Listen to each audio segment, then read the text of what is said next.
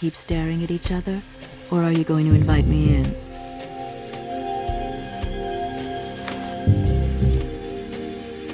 But, someone sent you.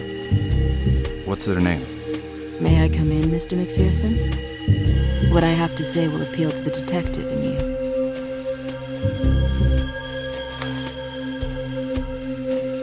I mean, I no longer do detective work. But do come in if you want to.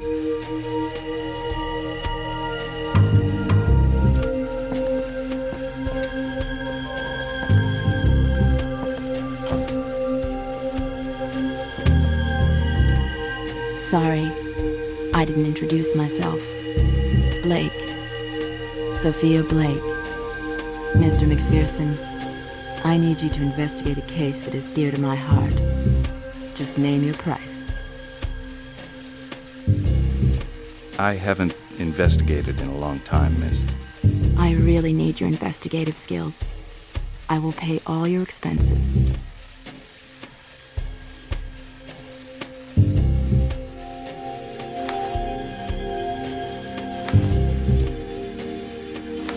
You mentioned an interesting offer. What exactly was it? Mr. McPherson, you've been in Paris for some time and I need your help. Only you can investigate this case. I'm ready to pay anything.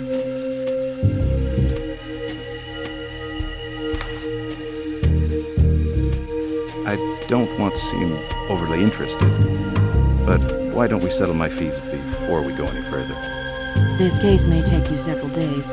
I'll give you 500 straight away and 500 per day of successful investigation. Your offer is very reasonable. I accept. I owe you a lot, Mr. McPherson. Much more than the money I'm paying you. Could you give me any more details about the case? At the moment, it all seems rather nebulous. You probably haven't heard about the Orphée case, Mr. McPherson. The newspapers have kept it quiet. A couple of American tourists were brutally murdered. They were my sister and her husband. I want to know the circumstances surrounding their death. These murders were committed in Paris. Do you know whereabouts in Paris? A hotel in a chic part of Paris in the 8th district. The Hotel Orphée. They arrived there about a week ago. They were found dead in their hotel bedroom. Are the police handling the case? If they are, it may well complicate things. Do you know the name of the inspector in charge of the investigation? The detective in charge of the investigation is named Lebrun. You know, the police are the same in every country, Mr. McPherson. Whether you're in New York or in Paris, you mustn't be in a hurry. Lebrun is no exception.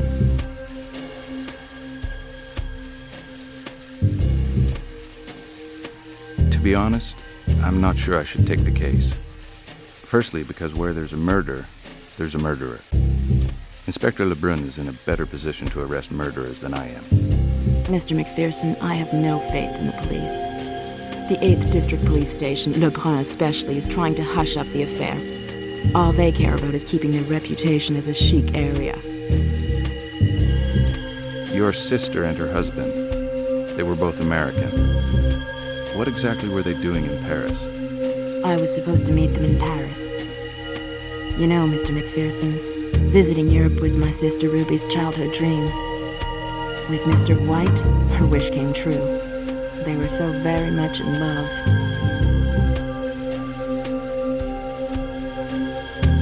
How did they die? Are you sure they were murdered? It may just have been a terrible accident. The Whites were found decapitated in their hotel room, Mr. McPherson. I don't get it. I've never worked for you before, not here nor in New York. Yet you come to me and ask me to find your sister's murderer. Why me, Miss Blake? Your reputation, Mr. McPherson. I find your nickname spooky to be charming. I have friends who know people at the Pinkerton Agency in New York. The suspicion surrounding you is totally unfounded, naturally. You are the man I need for this investigation. Discreet, capable of seeing beyond appearances. You'd like me to begin right away. I think I have all the information I need to begin. You're sure you haven't forgotten anything? The police didn't find any items of value in the room. Yet my sister and her husband traveled very comfortably, in luxury and with old family heirlooms. It was a passion they both shared. It is risky traveling with large sums of money. It would be a shame if they'd been killed for that reason. How valuable were these family heirlooms? An old relic of no value. My sister was very fond of it. Of no value whatsoever. I hope to have results quickly. I'll be in touch with you when I've made some progress in my investigation. Goodbye, Miss Blake. I ask only one thing of you. Be discreet. The police must not suspect you are involved. If you'd like to meet me...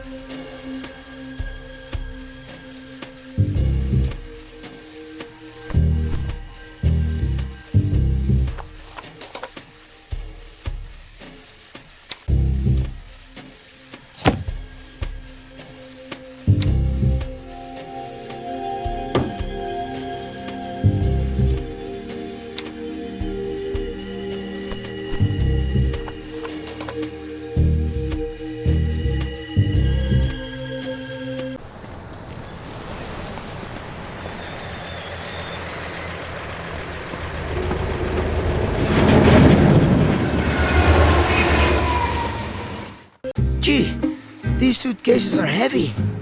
And do not forget, young man, the elevator is still out of order. Oh, brother.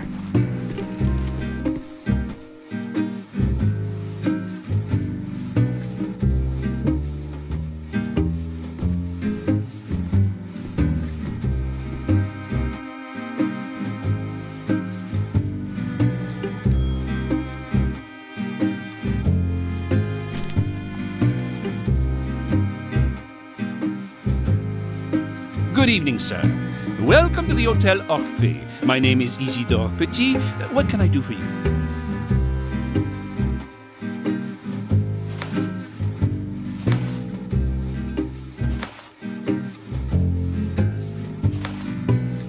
Good evening. My name is Gus McPherson. I'm a journalist for the Clairon de Paris. Could I ask you a few questions concerning the death of two American tourists? Name of White. That's it. White with a Y, not an I. Sir, you work for a vulgar little rag. Your newspaper is a hodgepodge of lies and innuendos.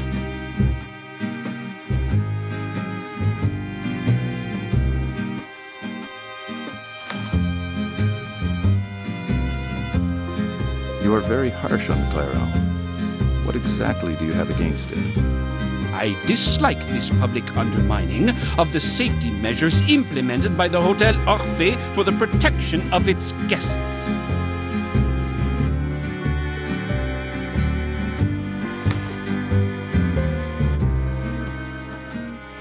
It's unfortunate that you were upset by the article that appeared in the Clairon. I'm writing another one now that will emphasize the new security arrangements. We exercise extreme vigilance regarding the proficiency of our staff, as well as the standing of our clients.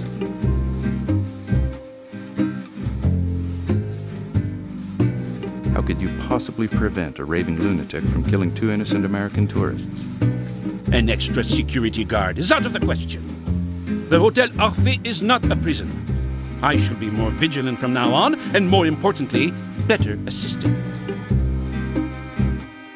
You seem rather defensive. Maybe there was some kind of security failure? Am I right? That is enough. You wanted a demonstration of the effectiveness of our security. Well, I am personally responsible for security, and my first act will be to throw you out. Leave, sir. You again. Sir, I have nothing more to say to you.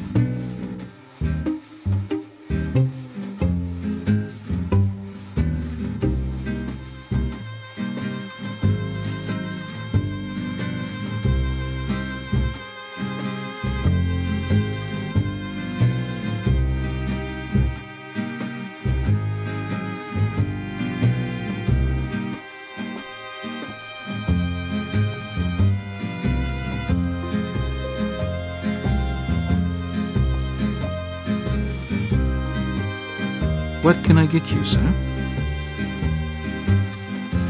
Give me a bottle of red.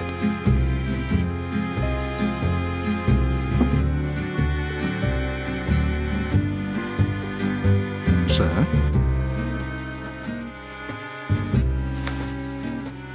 I would like to inquire about a couple of friends.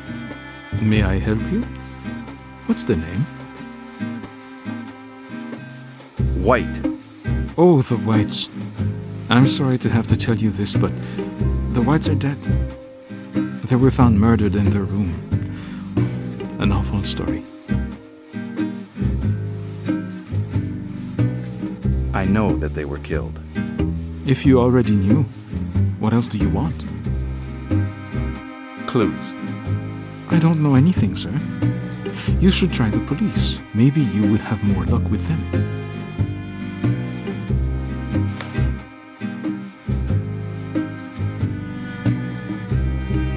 Police. That's right, exactly. The police. I'm helping their inquiries along by keeping one step ahead.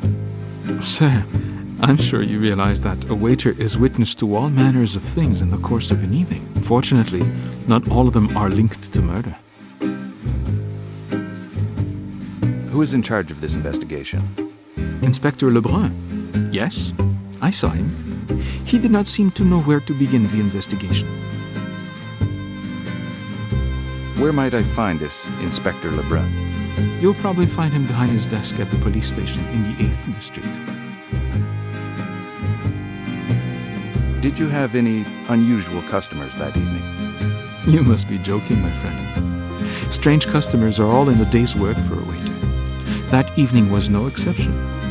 Like the man who spent the evening alone at a table over there, besides the window. He left empty-handed. Been stood up, I imagine. Can you tell me any more? You know I would like to help you, but I think you had better deal directly with the police. A man named Lebrun is leading the inquiry. What do you have against Inspector Lebrun? He's a young guy with no experience. He could not even be bothered to write down the description I gave him of the man who was hanging around by the window. Yet, he's probably a suspect. Could you give me a description of this mysterious character? You could draw him? That's really neat. I'll give you a description right now. He was tall, very tall, heavy, black mustache, square-faced, and dreadful eyes. Threatening even. A tough guy. Thank you. You're welcome.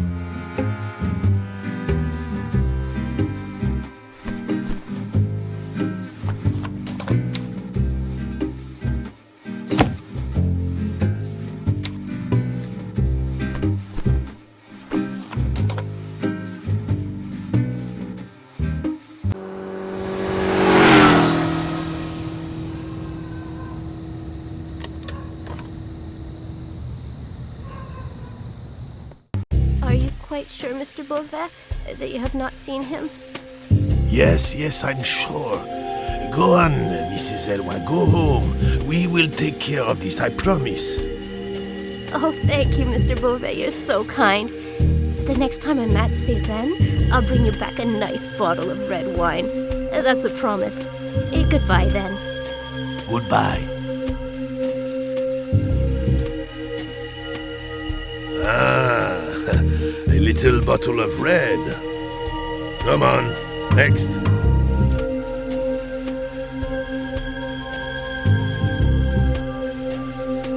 Can I help you?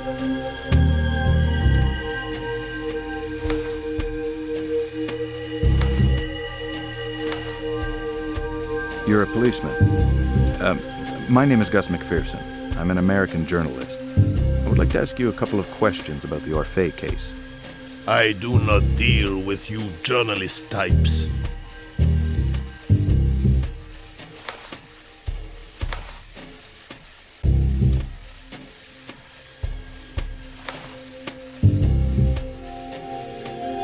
I understand. It's always intimidating to come up against a journalist. In any case, I'm not supposed to speak to the police either.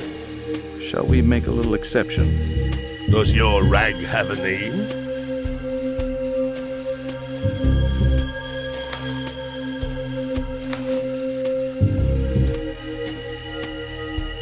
You know, it's a newspaper in New York, the New York News.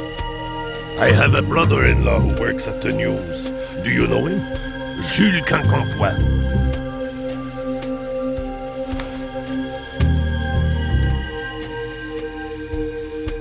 I don't know who you're talking about. Are you sure he works at the news? There are dozens of daily newspapers in New York, you know. Maybe it's the Post News or the Early News. Heck, I can hardly tell them apart myself. Forget it. It is baking in here, isn't it? You would not happen to have anything to drink, would you? Just one for the road. Full of promises and empty-handed, huh? I do happen to have a little something for you. An amazing bottle of red wine. You cannot say no to that, officer. Don't you feel a little thirsty?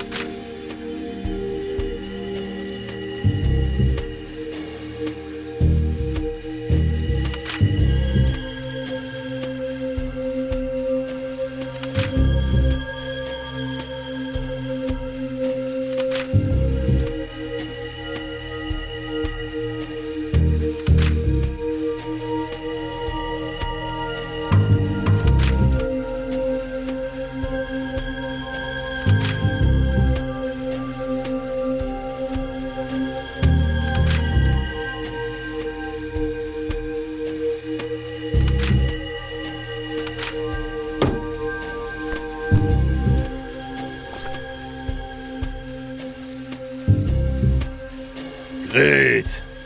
Here is the pen pusher giving it another go.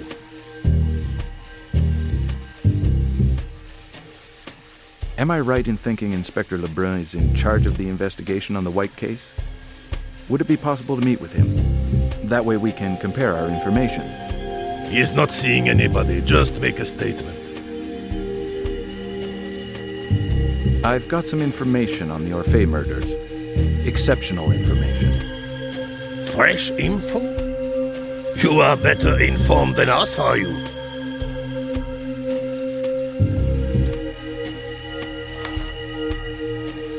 If you have no objection, I would rather talk about this with Inspector Lebrun alone. If you want to speak to him, you have to confide in me first, Sonny.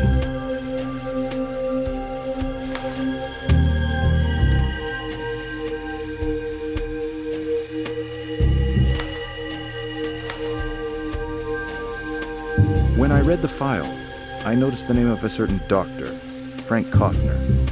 What can you tell me about him? Dr. Kaufner is our expert. Forensic scientist and, above all, psychiatrist. The sort of guy who prefers the company of madmen and corpses to the likes of you and me. You don't seem to be overly fond of Dr. Kaufner. Is there any particular reason for that? The chief of police himself imposed Dr. Kaufner on us. It's not going to help matters any. I've read the police report, but I'm sure you can tell me a little more. What are your impressions on the White case? This case is pretty messy. A foul murder, unclear motive. If Inspector Lebrun needs a hand, he will ask me. For the time being, he is managing on his own like a big boy. That is all I know. Of course, if Inspector Lebrun is surrounded by guardian angels like you, he can't be making much headway with his investigations. If he's not making headway in his investigation, it's his own fault. Lebrun is bending over backwards trying to find the mysterious visitor the Whites had that evening, just before the murder. He's not even cross-checking the statements.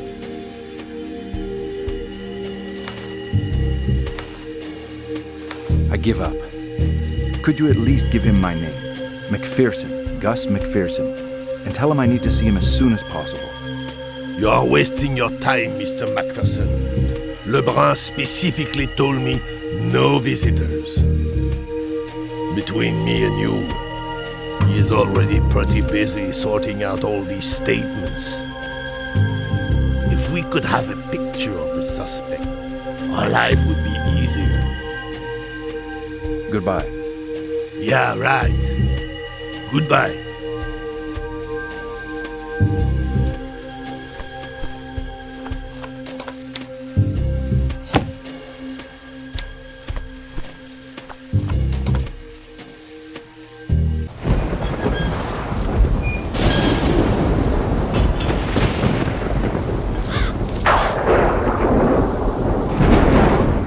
Dr. Kaufner's office, please. It's over there, right at the end of the hall. Make sure you don't get lost.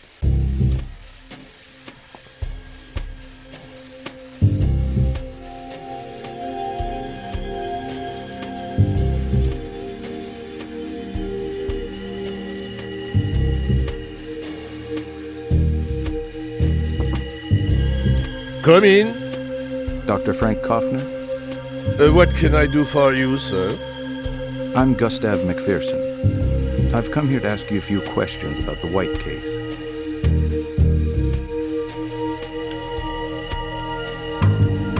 Tell me what you want to hear. So, you are investigating the incident at the Hotel Horfé?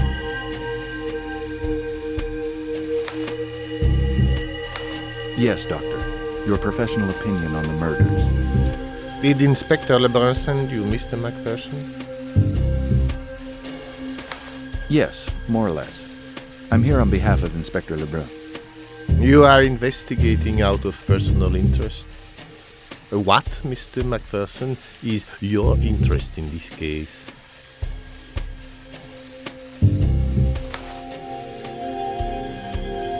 A friend of the family was worried, and I'm trying to clarify the situation.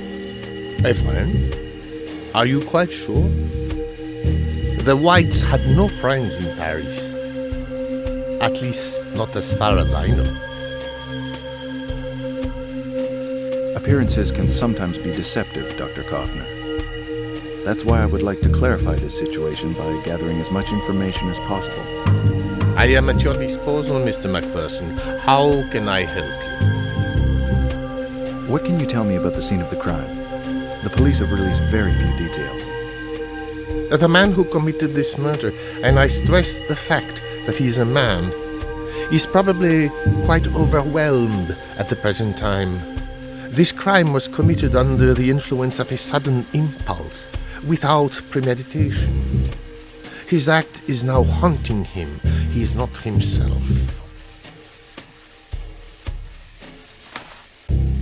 Is this the evidence found at the scene of the murder that will enable you to draw your conclusions? Sequential repetition of habits. The cure for hysterical behavior is by elimination of the source of anguish. I am just a psychoanalyst, Mr. Macpherson. It is the job of the police to draw conclusions, not mine.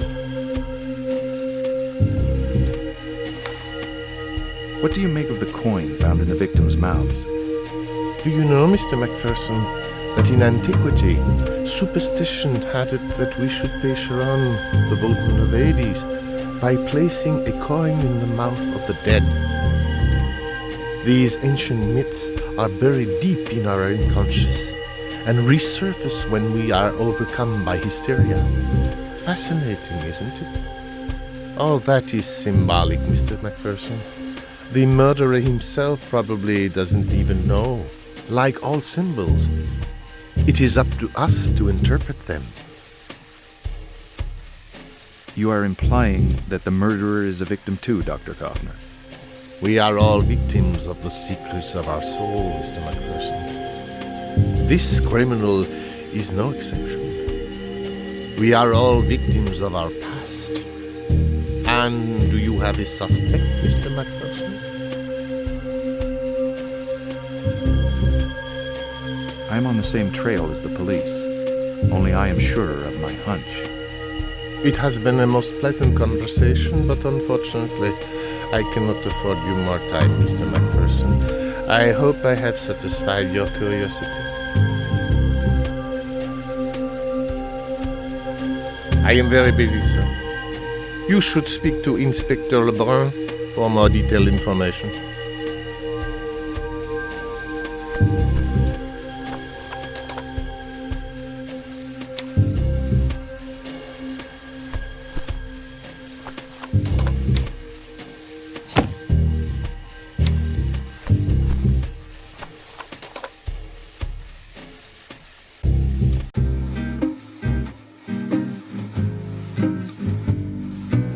You again!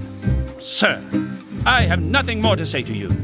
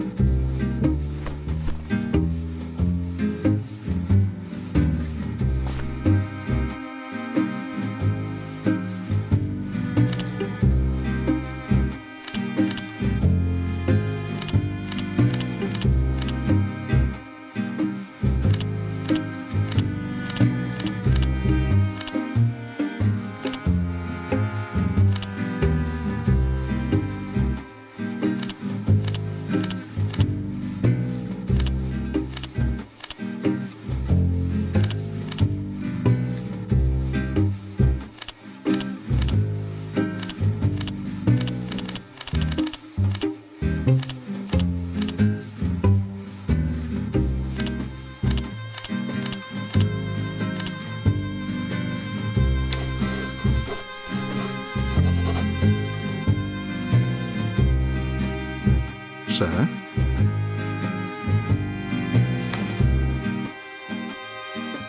The police have a suspect. I saw the inspector's report. What do you know about the man who spent the entire evening by the window? That is certainly true.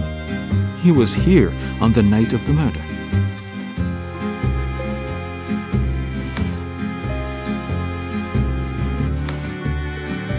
And he stayed there alone for the whole evening. Now let me think. I saw him chatting for a while with Mallet.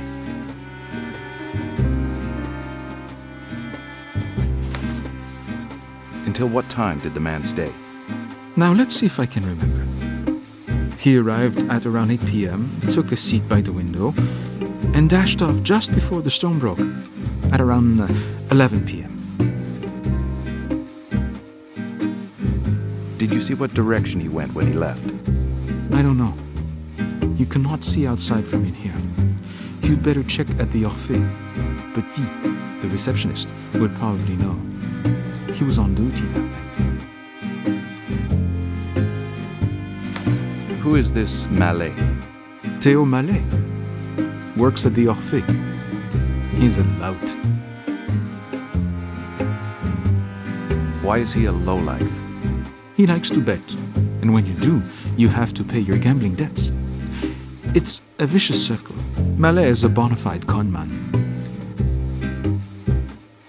Did you notice whether Mallet gave any money to this man? No.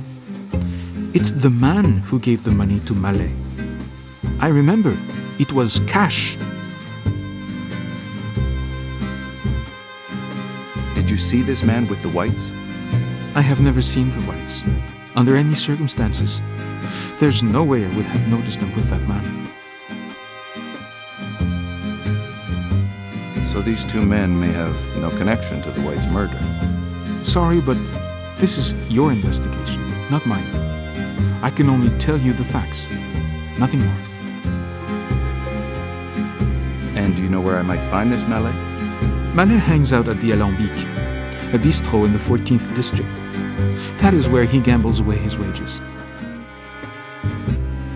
Can you identify this man? Yes, maybe. Yes, that's him. Thank you. You're welcome.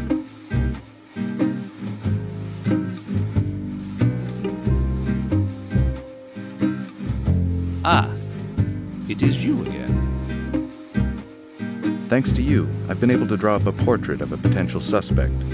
It's not perfect, but I think that with this, we are onto something.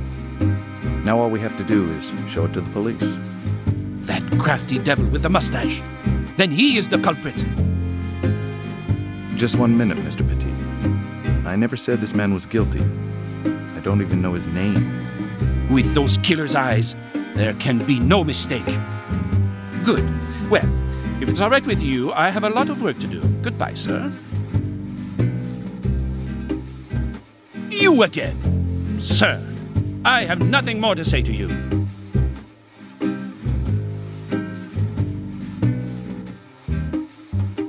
That's a rather large suitcase. Big enough to slip into. That's a rather large suitcase. Big enough to slip into.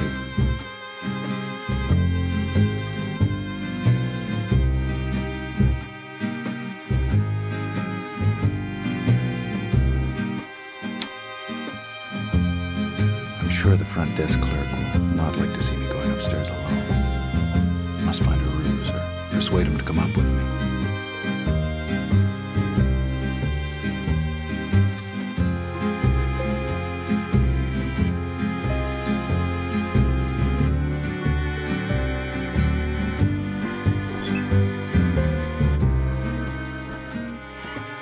And me who found the studio tiny.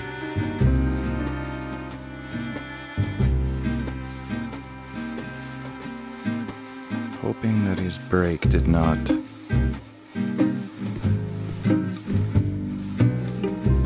Here we go again.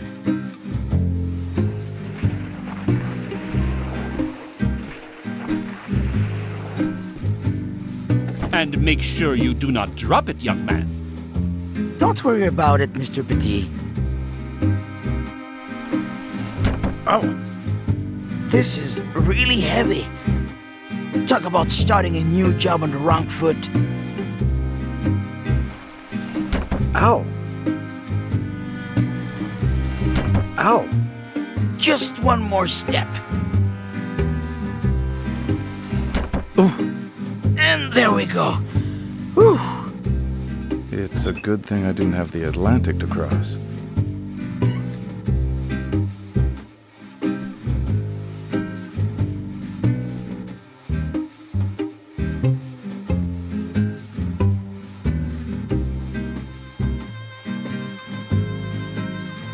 That's not the room I'm interested in. Anyway, the door's locked.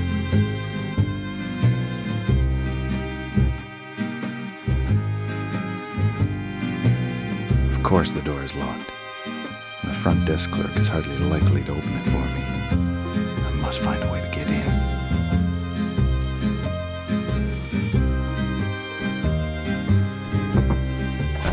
Mrs. Loiseau? Oh, it's the detective.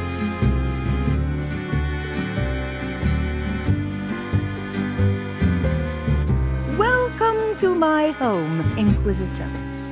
You are the detective, are you not? Who told you I was a detective, madame? I am a seer. I simply see things others do not. A clairvoyant? Really? What luck. So am I. I can feel the suffering radiating from you. Have you been the victim of visions, madam? Rather like me? Visions of murder? The White's murder. Young man, your instinct spoke to you. You are an artist, are you not? I'm also an artist. Perhaps you'd like to buy one of my paintings. Take this.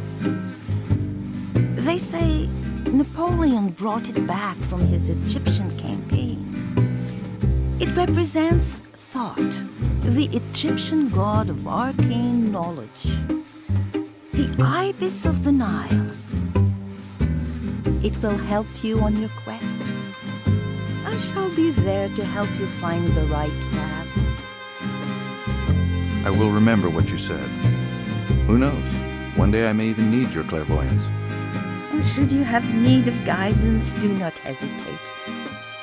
Come back and see me. You are the detective, are you not? Did you come into contact with the Whites? While they were alive, of course. If you saw them after that, it's your business. I was only their next-door neighbor. Despite the fact that you have a reputation of being rather eccentric, did you still get on well with the Whites? I have never had any ties whatsoever with the Whites, young man. They were appalling people. And what is more, they were cursed by evil. This evil, could you describe it, or is it too abstract to be nailed down? Ancient, dark, hypnotic eyes, authoritarian. I can see a color, like a ruby, like blood. And this force of evil is what caused their death. Your eyes have met his.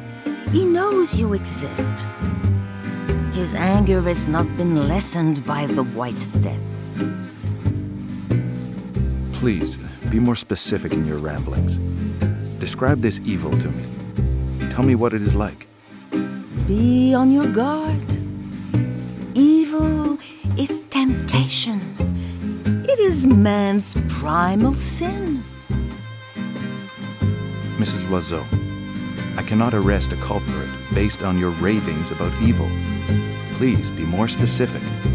My words cannot be understood, Mr. McPherson. They can only be felt. Come back later. I need to rest.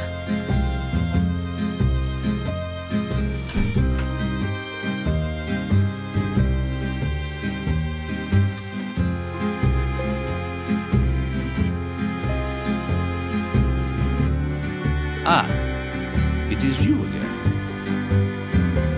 How is Mrs. Loiseau involved in this case? I really don't understand. Is she a witness? Is she a suspect?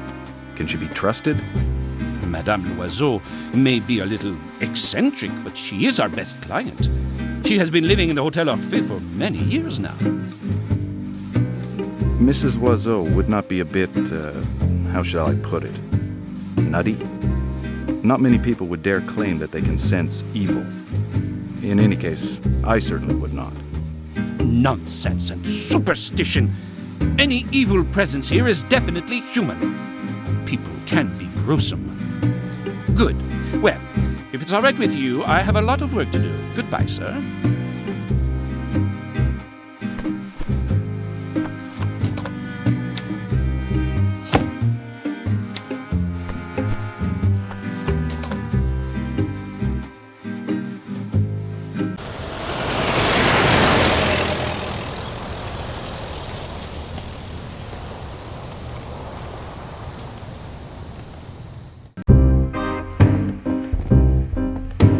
cutie. I've not seen you in ages. Berenice, what a surprise. Look, I'm in a bit of a hurry. Do you know a certain Théo Mallet? No. But surely the owner does. You're lucky he's in right now. Your owner knows everyone you know. You're as charming as ever. Thank you, Berenice. Call me baby like everybody else. Right, I've got to run too, cutie. You know, work. See you soon, okay? Yes, anyway, you know my address. Come up and see me sometime. Ciao. Ciao!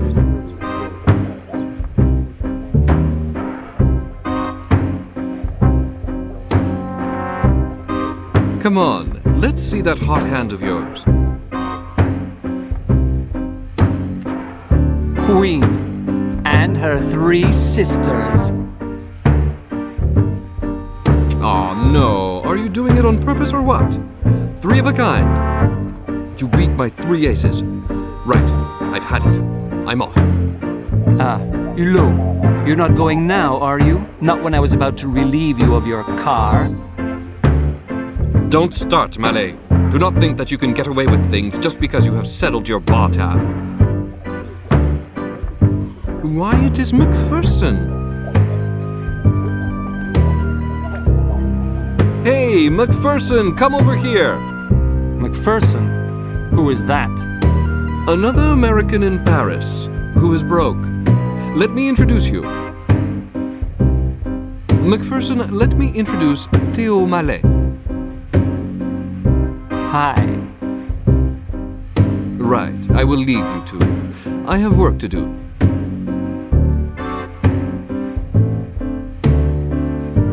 Hi.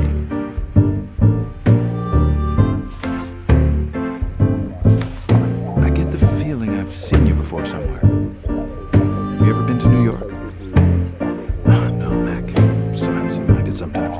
The jacket. The Orphée. You're a doorman at the Orphée.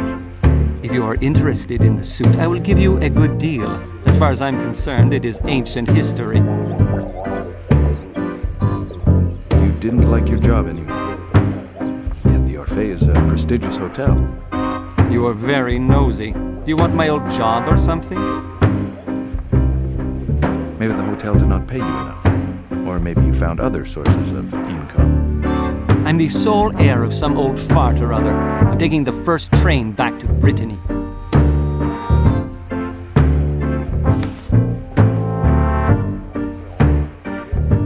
Oh, I see. You've earned enough to be able to afford a nice retirement, pay off all your debts to the waiter at the Nantes, and make yourself scarce.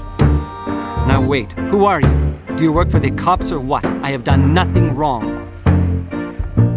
I may be a friend of Hulot, but I'm also a private detective, in my spare time. Oh goody, a private eye all to myself. And who might you be working for?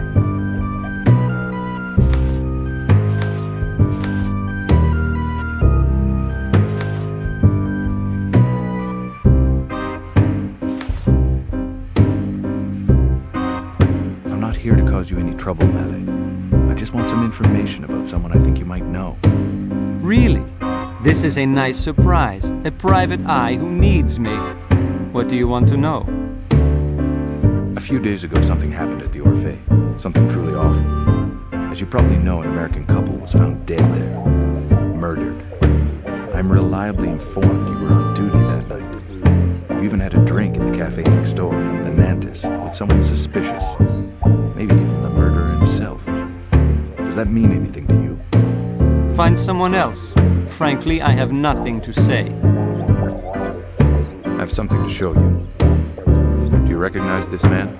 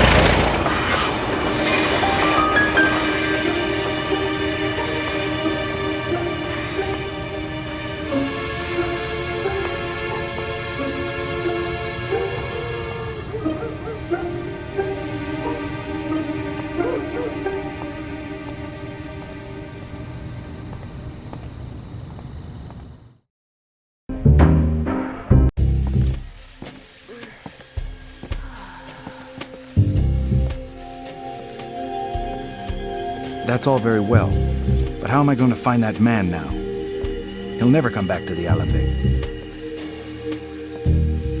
I knew the Yanks were strange, but to talk to yourself out loud, and in French to boot? Some are stranger than others. See you soon.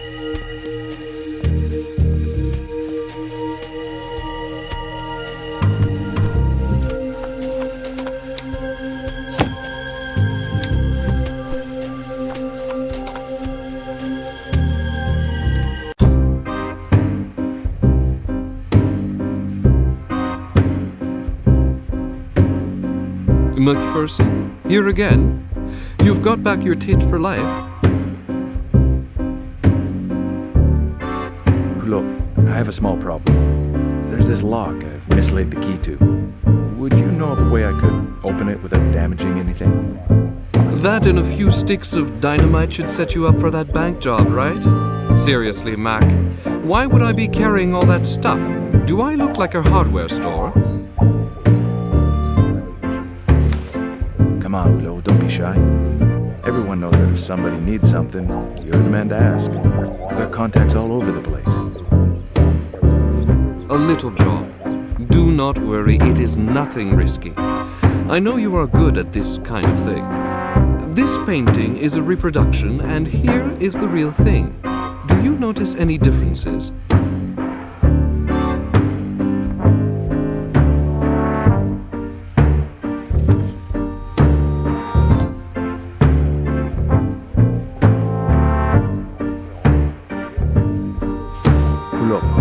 Remember the guy who ran off the other night when I wanted to talk to him? Had you ever seen him in the Alembic before? That man is dangerous, Ulo. He's the prime suspect in this nasty murder business. Should I know him? No. I do not know who it is. But he did not seem too keen on meeting you.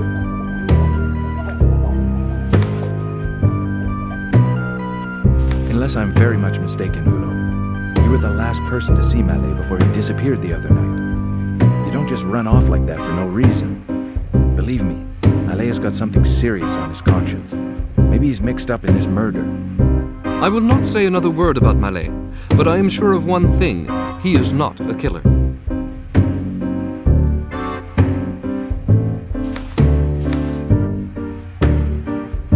This time, Ulo, I think Malay really has done something shady. Has he been back since that night? McPherson, you are wasting your time with Malay. He has not been in the Alembic since... Anyway, I already told you he's a stand-up kind of guy. He paid me what he owed, and that is all I care about. What do you know about my investigation, Albert? Strangely, no one has said a word. Nobody cares, except your client, I imagine. The press has hardly mentioned it. Even the police have not really investigated with much conviction. I don't mean to go on, but it was very strange of Malay to run off like that. It really sets you thinking. In fact, I'm thinking about talking to the police about him and his circle of friends. The guy who ran off seemed much more guilty. Maybe it has something to do with politics. He had a foreign look about him, this chap with his mustache. Try finding him. But that doesn't explain why Malay ran off. There must be some reason. It can't be me, or he'd have run away as soon as I arrived. McPherson, leave Malay alone. I saw his face when he ran out the back door. It was not guilt that made him run away. It was fear. This murder has not hit the headlines. But you must know a bit more about it than you're letting on, Ulo.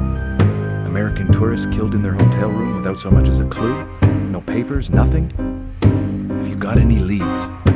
All that I know comes from the papers, and that's all I want to know. As far as I am concerned, the matter is closed. Basta così. I won't bother you any longer, Ulo. But make sure I can still reach you. I may need you sometime soon. Goodbye, McPherson. Be careful.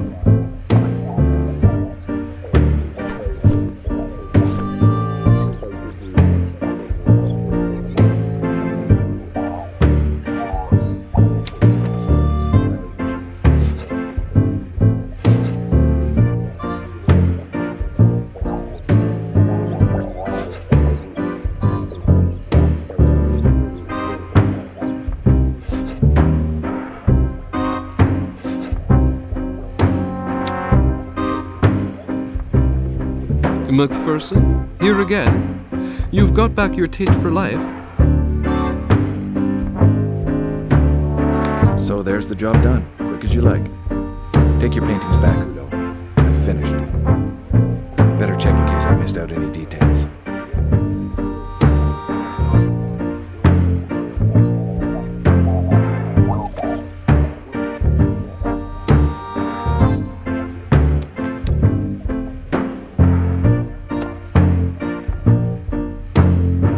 I won't bother you any longer, Udo. But make sure I can still reach you. I may need you sometime soon.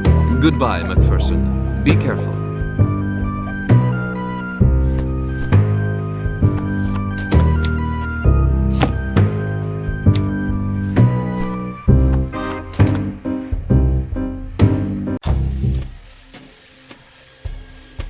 Great. Here is the pen pusher giving it another go.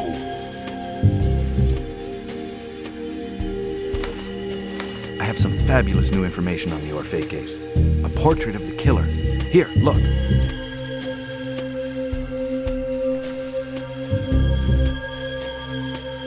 My God.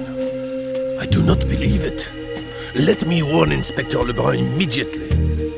Do you recognize him? Wait, do you know who he is? You. Eloin? Jacques Eloin? It's impossible. Eloin. The name rings a bell. If only I could see that vision again. Control that vision. If only... The inspector would like to see you immediately.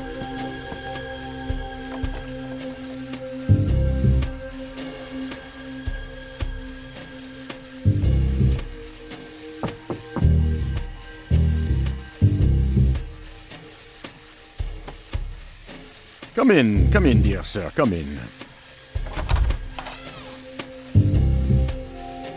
McPherson, right? You are a journalist?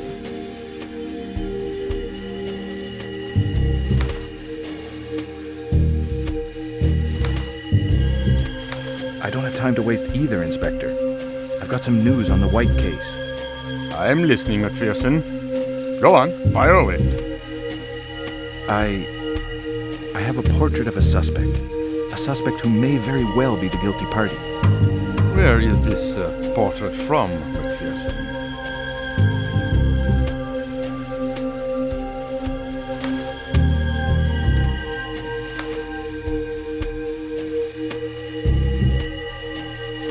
In fact, it is your mysterious visitor. He was seen by witnesses. I drew this portrait from their descriptions. And where did you find the witnesses, McPherson?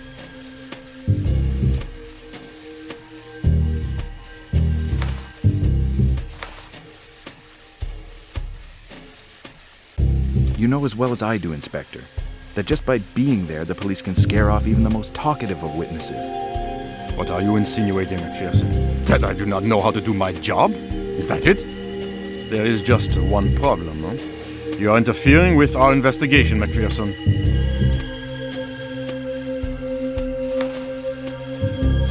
Count yourself lucky that I am here to shed some light on this investigation for you. McPherson, I've wasted enough time with your insinuations. I've had enough of your cynical attitude. Now beat it. Can't you see I'm busy? Come back later, McPherson.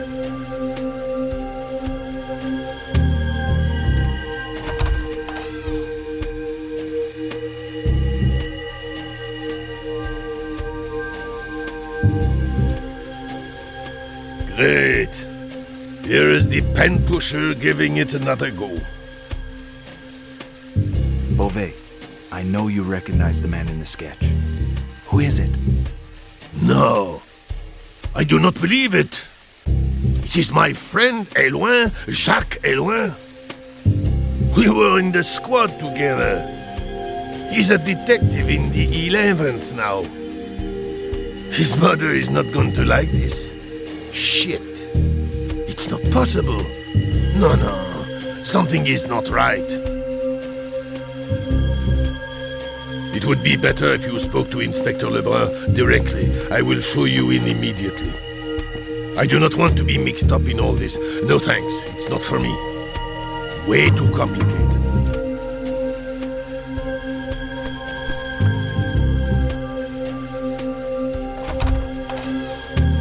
Can't you see I'm busy? Come back later, McPherson.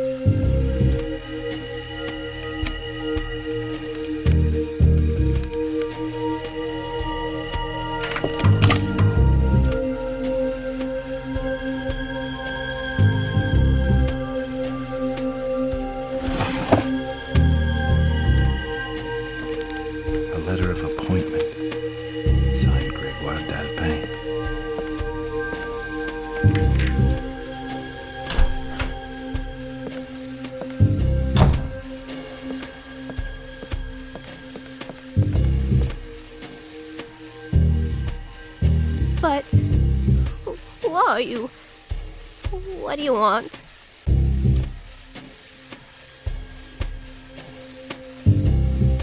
I am a friend who has your son's best interests at heart, madame. Liar! I do not believe you. Jacques is not a criminal. Get out! He's not here. Scram! I'm looking for A01. I need to talk to him. My son has disappeared. I don't know where he is. He's a good boy, you know. He would not hurt a fly. Any idea where he may be hiding? Hiding? I swear he's not here. Why would he hide? I've not seen him for several days. I have no idea where he is. You're lying, Madame A01. Tell me where I can find your son. I mean him no harm. On the contrary, I need to talk to him. You do not want to harm him. Can I trust you? Please understand, Eloy has not done anything. He's afraid, that's all. He's not hiding, but he needs help. My son is up there. Follow me.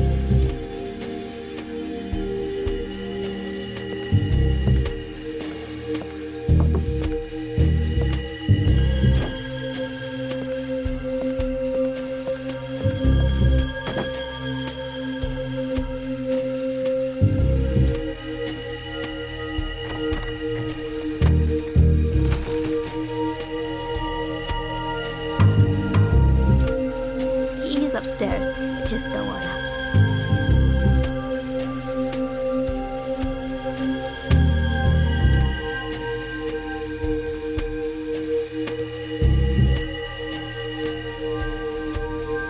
Right.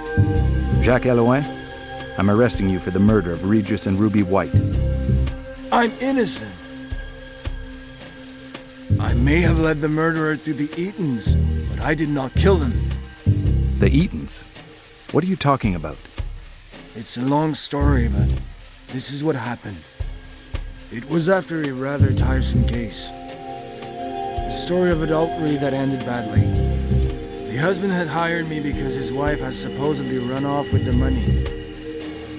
She told quite another story, of course. I will spare you the details. I came home shattered. During my absence, a certain De Alpin had come by about some employees who had swindled him. I knew that De Alpin was a banker and that there would be plenty of money in it, but I was dead on my feet. So I told my mother to call him back and tell him to get lost. That's when she showed me the check. So, off I went again.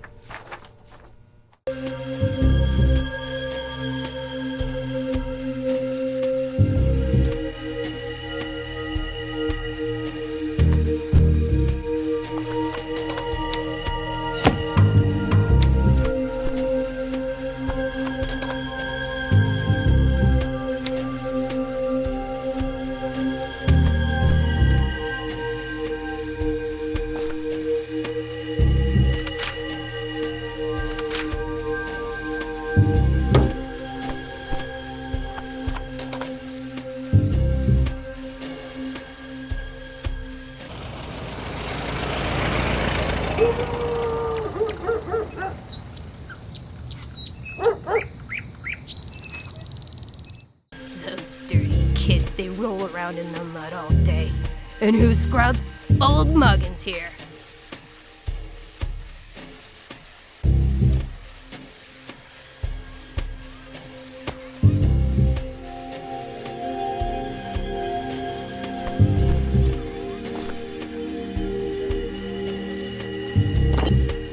Little rascals, wait till I catch you!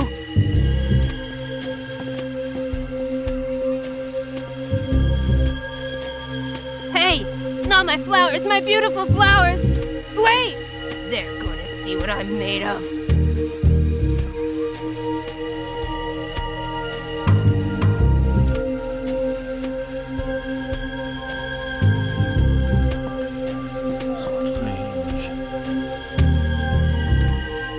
Yeah.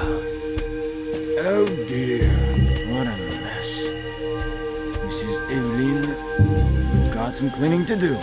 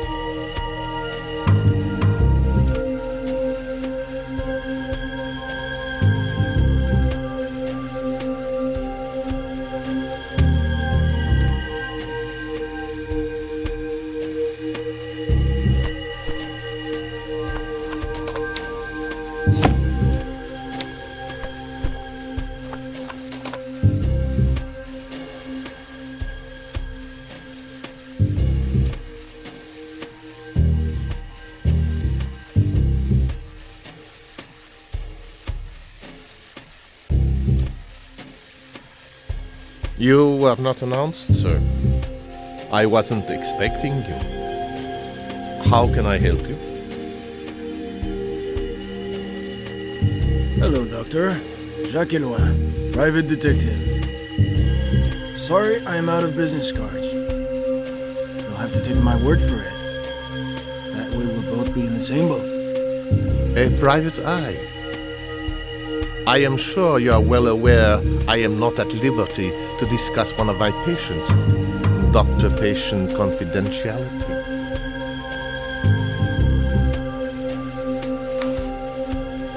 That's what's so frustrating about doctors. As soon as you walk in the room, they have guessed the reason for your visit. My job is to discover intention. I found your business card at the home of someone who's not so innocent. I have no control over who has one of my calling cards, Mr. Eloin. The proof? You yourself have one. And yet, I never gave it to you.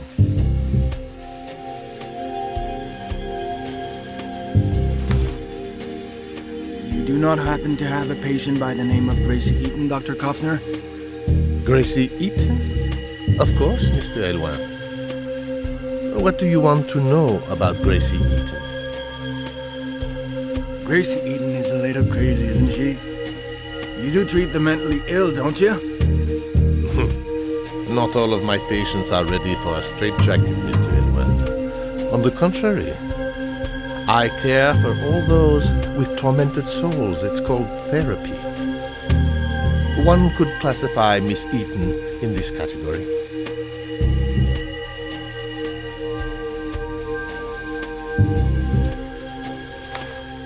Since you're friends with my client, could you tell me what was going on between him and Gracie Eaton?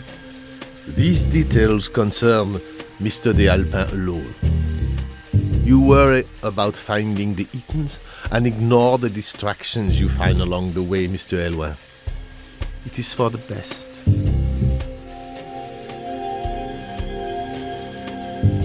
You know why I've been hired, and I won't hide the fact that I do not have any hard facts on the theft. Is there anything you can tell me? You know enough to complete your investigation, Mr. Eloin.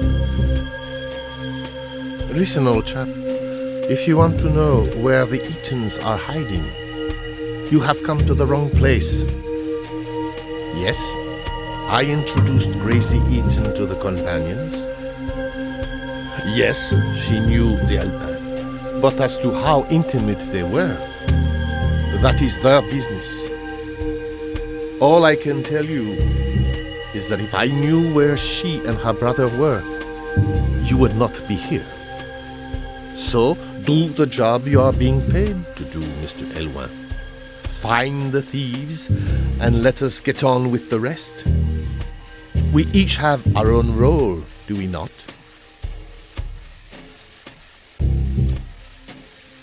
You do not seem to understand, Mr. Eloin. Your presence here is not welcome. I demand you leave my office.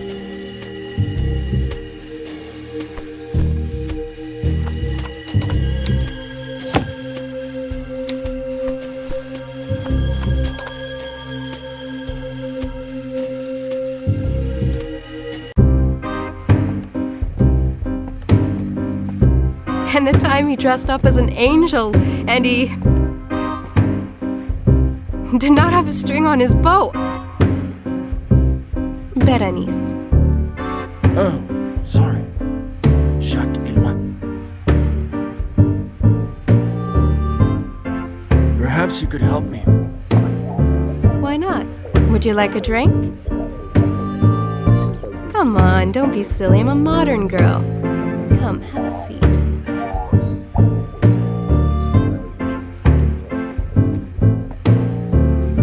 You've never been here.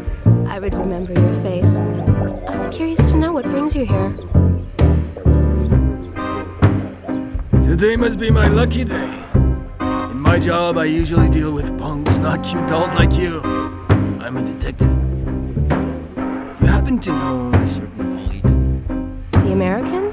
Paul Eaton? Yes, I know him. He's been filling our heads with his stories for the past month. He and the owner are mates. The owner, Hulot, he's also your friend.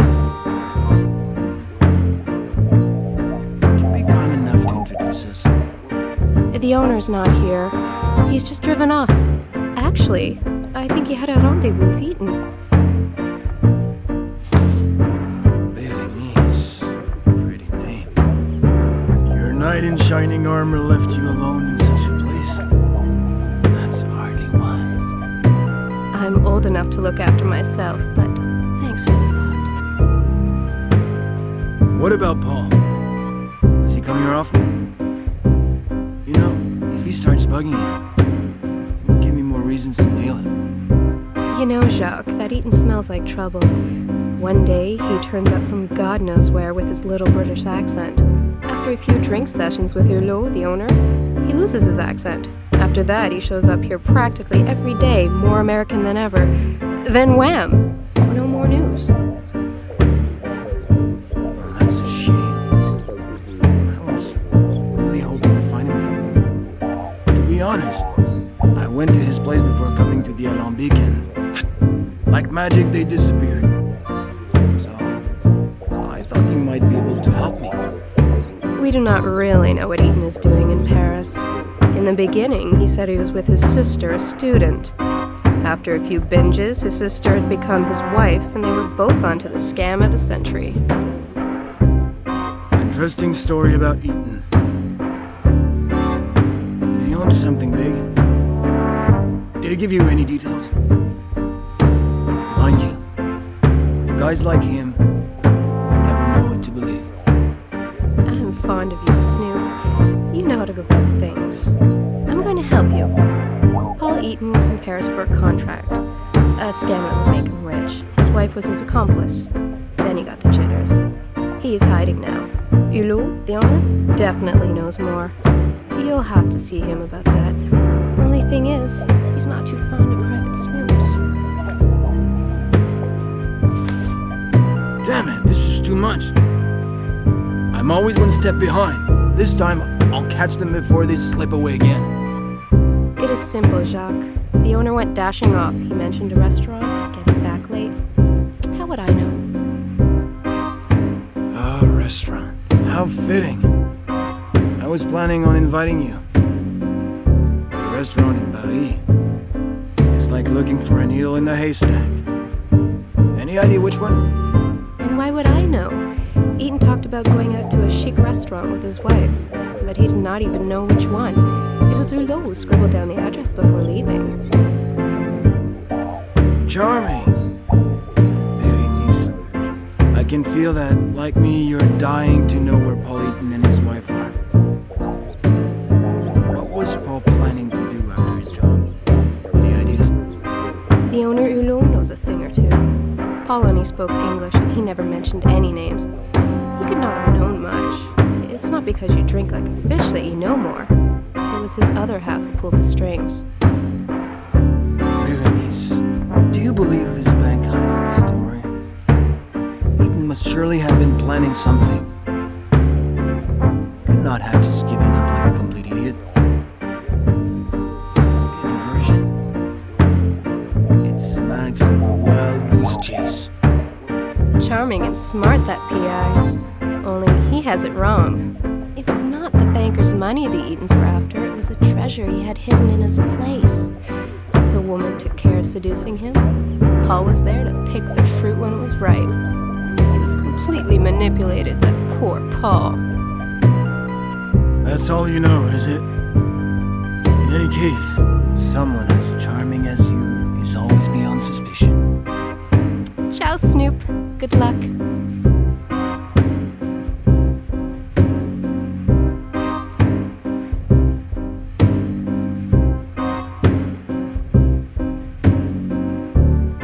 Look, a notepad. The first page seems to have been ripped out in a hurry.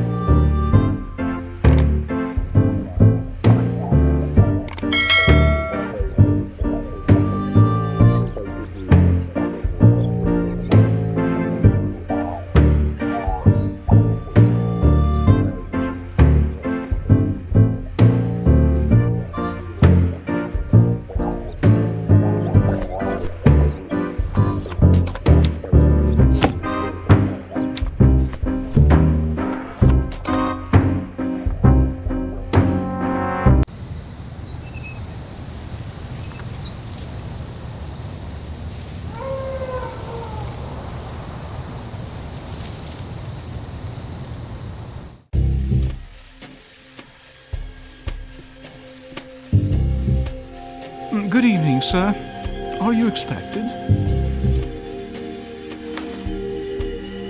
My name is Edouard. I've come to see the master of the house. Would you introduce me, please?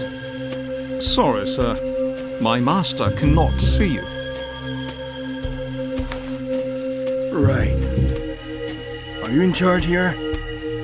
Do you mind, as a pure formality, if I ask you one or two questions? Is this the lodge of the Brotherhood of the Supreme Order of the Rosy Cross? Sorry, sir. I cannot answer your questions.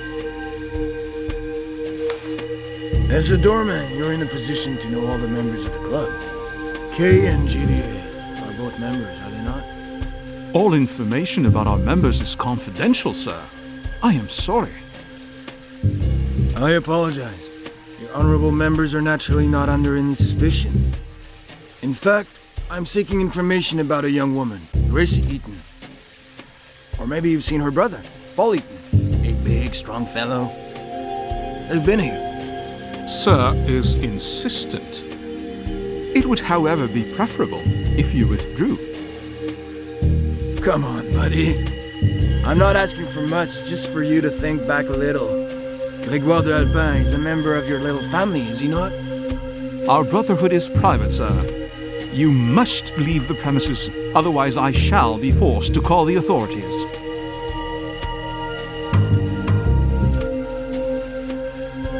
Mr. Dumoulin, I respect your position and the necessity of discretion. However, Mr. de Alpin and Gracie Eaton saw each other more often than they let on. They even had a favorite restaurant they went to. Can you give me the name? It would be preferable if you asked Mr. de Alpin that in person, when he is available. Mr. Dumoulin, time's of the essence. The integrity of your brotherhood is at stake. I must find the Eatons before there's a scandal. It is a famous restaurant, chez Alexandre, in the 8th district. Is there a menace looming? I'm sorry, sir. Even if I really wanted to, I am not allowed to divulge any information. You are persistent. I have told you repeatedly that you were not welcome.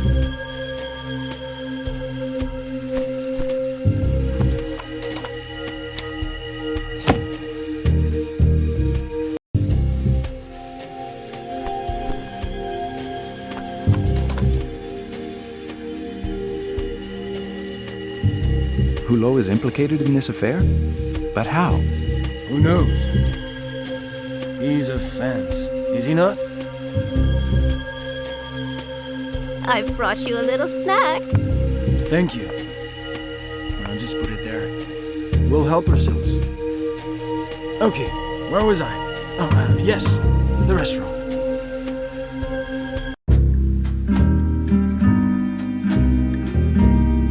Good evening, sir. Welcome to Chez Alexandre. Do you have a reservation?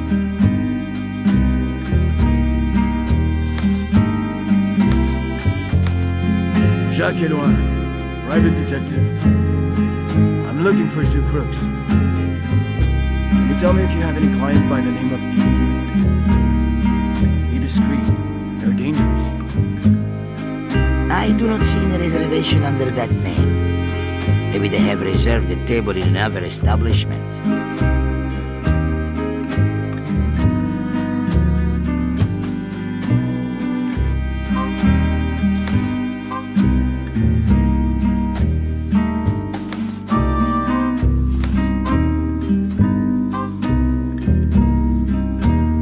Oh, come on, try a little. Another guy may have joined them. A certain Hulot. You should have said so. Of course I remember them. They had quite a scene during the meal, arguing non-stop. In the end, the men turned up and they all left in a car. But you're mistaken about the name. It was White, not Eaton. Of that, I'm sure.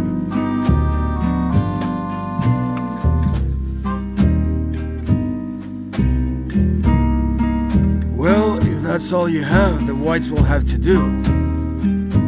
Do you know where I can find them? I hope they're not too far away. This is becoming quite urgent. you sure these are the Americans you're looking for? You know, Paris is crawling with Americans.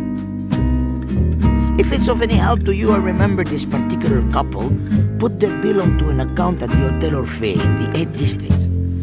An establishment undoubtedly all too respectable for them. I seem to remember that the lady has already been here with Mr. de Alpin. Sometimes appearances can be misleading, you know?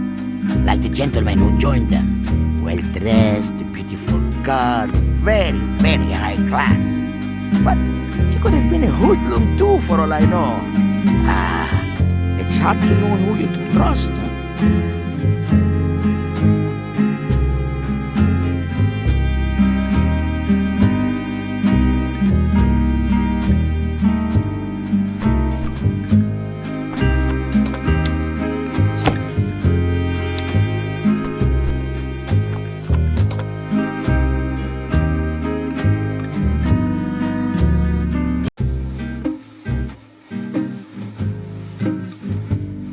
Good evening, sir. Welcome to the Hotel Orphée. How may I help you?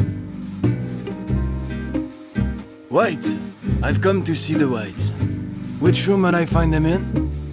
We do not give out such information, sir. Not without the prior agreement of our clients.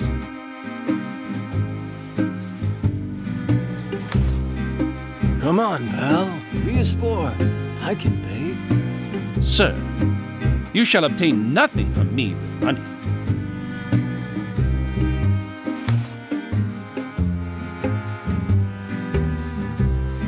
You don't know what you're missing. Crisp bills straight from the bank. That will not work with me, sir. You are not in the slums here. Keep your money. Book yourself some lessons in proper manners, if it's not too late. You're not the first guard dog I have encountered, but you're certainly the toughest. I'll let you think about it. Do not worry, though. I'll be back soon. It is better that way, sir. Okay, what do I do now? Now what? If you want any leads about the Whites, wait for me at the Nazi. I will give you some. This case is really beginning to get on my nerves.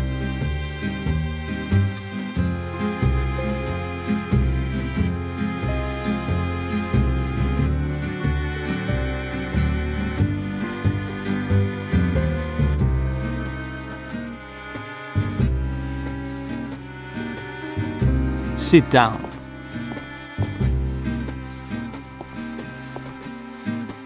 What do you want with the Whites? You look like someone who might be able to slip me some info about the Whites. We will see. How much will you pay?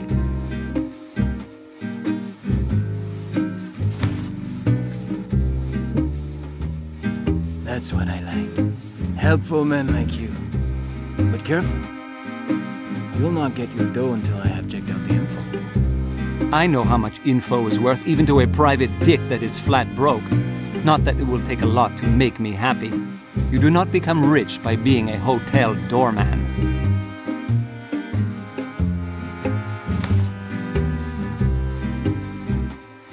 How long have they been at the hotel?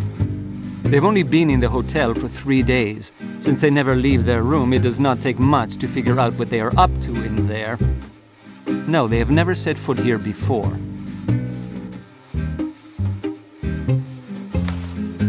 The Whites. Do you know who I'm talking about? Well, they're a couple. What's Mrs. White like? Is she hot? Yes, a tall guy and a beautiful dame, both of them Americans. They are definitely a couple, slept in the same bed, bathed in the same tub.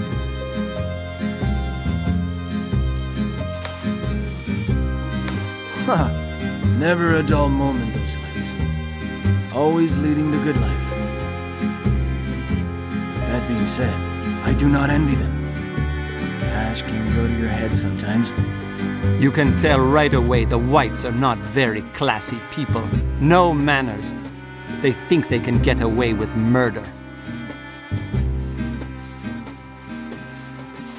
Have the Whites had any visitors since their arrival? Solitary types. If you ask me, they are not tourists. They hardly ever came out of their hole. They put everything on the hotel bill. Meals, clothes, alcohol. The room has been booked for a good month. The man went out a couple of times at night. Will you give me their room number? I'm gonna pay them a little visit. Room 507, but you are out of luck. They are not there. Must have kissed and made up. The dame has dyed her hair red. Look, I've got other things to do, you know. It's not like your money is going to a life of leisure. You ought to hire a private eye.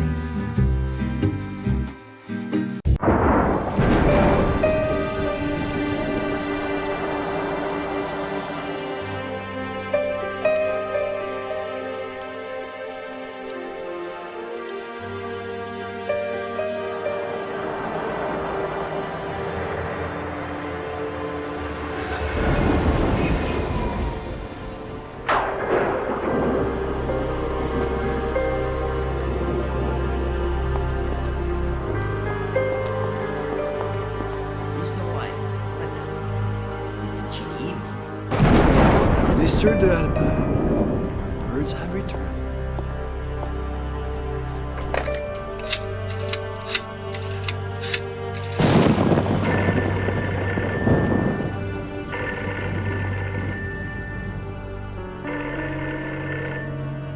Even so, I would like to take a quick look. Room 507. Just a quick look. That's when I saw the most amazing thing in my life. I do not know if it was the smoke that blurred my vision, but one thing is for sure. That creature was not trying to keep them warm. And the damn creature saw me. I have fought in the war, you know, but I've never seen the likes of that. When its eyes stared at me, I ran. Yes, I fled like a little kid. There must have been something in the air because I fainted right after that. I came around later, near the Alambic. That's where you saw me. Mom? Is that you? Ah, no. Jacques Alouin. I'm arresting you for the double murder of the Whites. Believe me, I'm not the culprit. Speak to my mother. She'll give you the proof. Well, thank you for your help. What?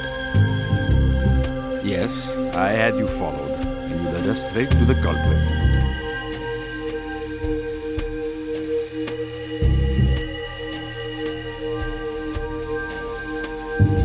No. Something is off. I've been tricked like a sucker. But by who?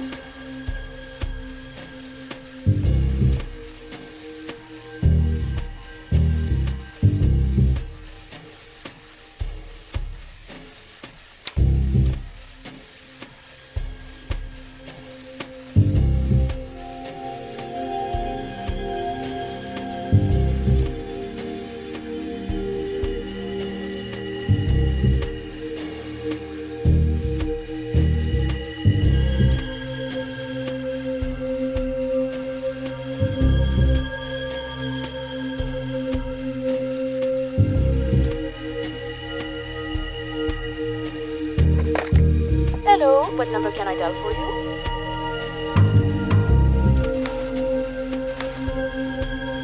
I'm sorry to disturb you, miss. Can you connect me to the post office, please? I'd like to send a telegram. Right away, sir. Poste telegraph, go ahead, please. I'd like to send a telegram to New York, please. The addressee is one J. Wells of Pinkerton's National Detective Agency, number 57 Broadway. The message reads, "Need information on woman named Sophia Blake. Stop." I've made a note of it. It will leave this morning. Done. Hello, what number can I dial for you? I'm sorry to disturb you, miss. Can you connect me to the Elysee, 1528? I want to speak to Sophia Blake. Right away, sir. Sophia Blake. Blake. Who's speaking? Miss Blake, this is Gus McPherson. Can we meet? I'd like to clarify a few points with you. Meet me in an hour at the restaurant Chez Alexandre. We can talk there.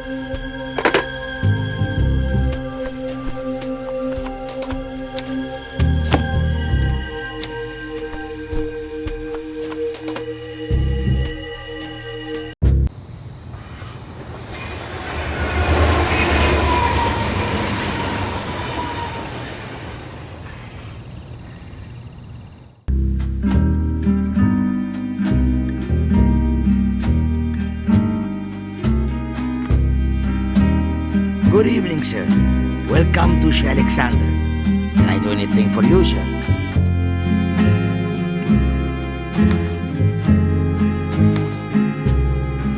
A table has been booked under the name of Blake, Sophia Blake. I'm here to meet up with the lady. My name is Gus McPherson. This way, please, sir. Miss Blake is waiting for you.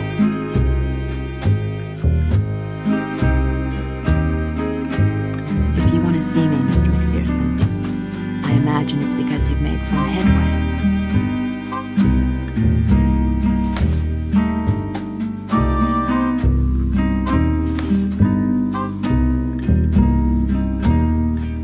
Actually, several new occurrences have come to light.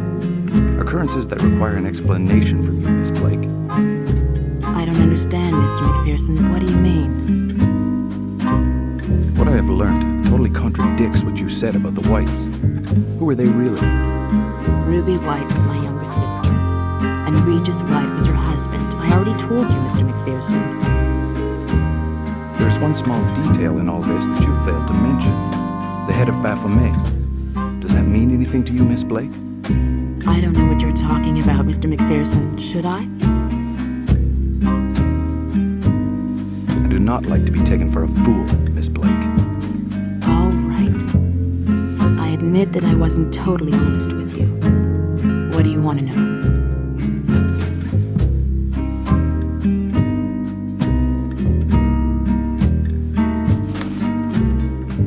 Ruby and Regis White never existed. Not as you described them anyway. Who were they really? I don't have a sister, Mr. McPherson. Ruby White's real name was Faye Johnson, and Jerome Johnson was her real husband. I hired them, a terrible mistake on my part, but I'm not responsible for their death.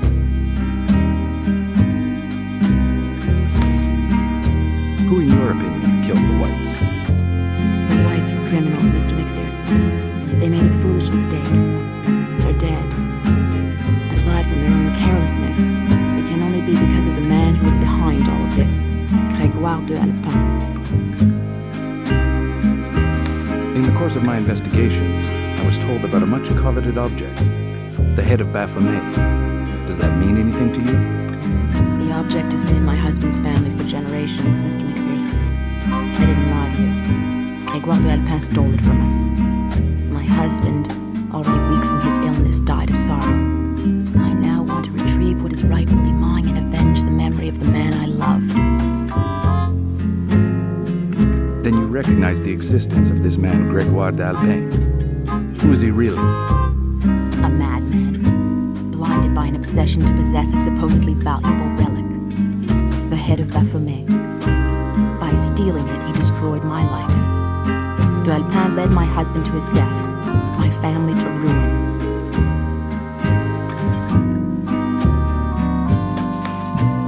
What were they doing in Paris?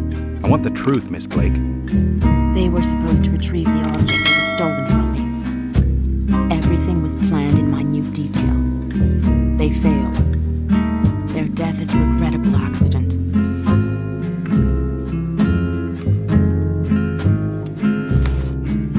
Why so many identities? They were professional con artists, Mr. McPherson. As soon as they occupied their room at the Hotel Orphée, they became the Whites, a rich couple on vacation. It was also the signal that they had pulled it off. I was supposed to take delivery of the merchandise. Unfortunately, they were killed in the meantime. Go and tell the police what you've told me. Inspector Lebrun will be glad to help you. He'll understand, I'm sure. You still haven't understood. The police do not want a part of this. Delpin has the Paris police in his pocket, Mr. McPherson. Paris is just a puppet on his string. Do you think the killer will strike again? He would do anything to achieve his aim, Mr. McPherson. Everyone who has crossed his path is in danger. The man is insane. He'll kill again. You must understand that you are the only one who can stop him. We have to put an end to this madness. The object must be found before other heads roll. What exactly is the importance of this object, this head of Baphomet? And why is D'Alpin so anxious to get hold of it? I don't really know. My husband was very secretive about the value of the head of Baphomet. As for me, I simply want to retrieve what is rightfully mine. But Delpin and his lot venerate the relic, surrounded with many legends. Legends of immortality. As you grow old, these legends suddenly become a source of hope, a source of life and death. That is a tragic story, Miss Blake. Why didn't you tell me the truth from the outset? I was alone in Paris, confronted by a fearless enemy. I had to act quickly and discreetly. If you had refused to help me, Mr. McPherson, I would have had no one else. I didn't want to be dishonest with you.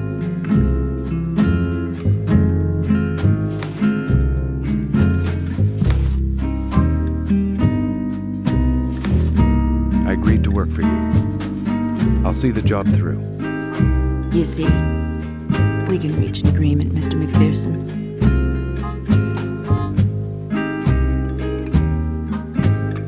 Shouldn't you be investigating the case, Mr. McPherson?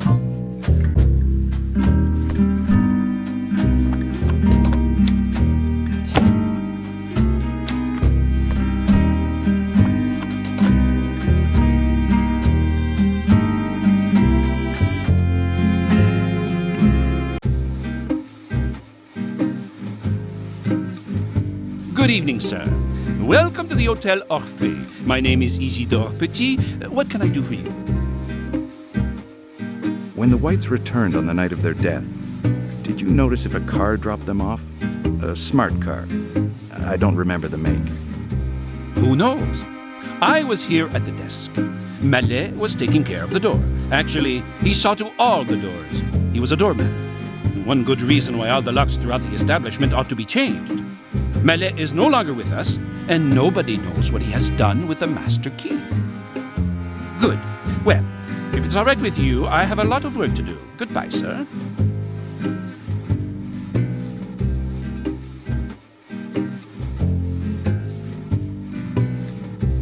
Sir? The man you identified is called Helouin. Jacques Helouin. Can you confirm your statement? Helouin? That's a funny name. And a private eye to boot. Now, I'm surprised. Quite a turnaround, isn't it? That is definitely why he came in here, no mistake. As for what happened to him afterwards, I have no way of knowing.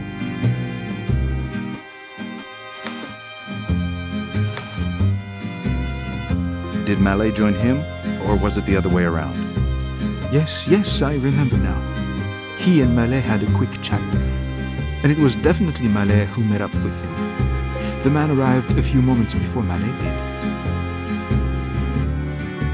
What do you remember of their conversation? I didn't hear anything. They spoke in low voices as if they were planning something. As for anything changing hands, I maintain that your man, Helouin, didn't get a thing. He's the one who gave money to Mallet.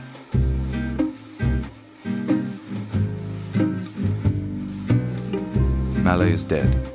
Mallet is dead? That's awful. It's starting to be an epidemic. I can kiss the money the little scoundrel owed me goodbye. Never mind. May he rest in peace. Did he owe you money? Mallet has always been in debt. On the night of the murder, he slipped off without coming to see me. If he had any money on him, he hung on to it. Thank you. You're welcome.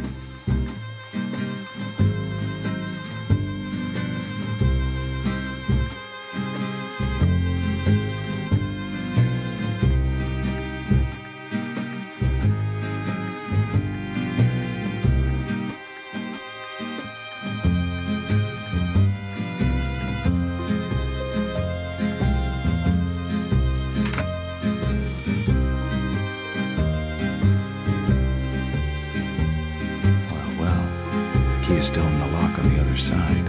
If I could push it out, maybe I could use it on this side.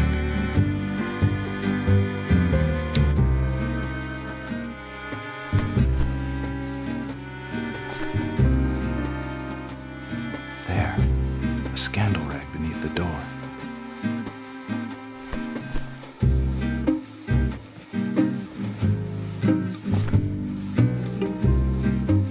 There we go.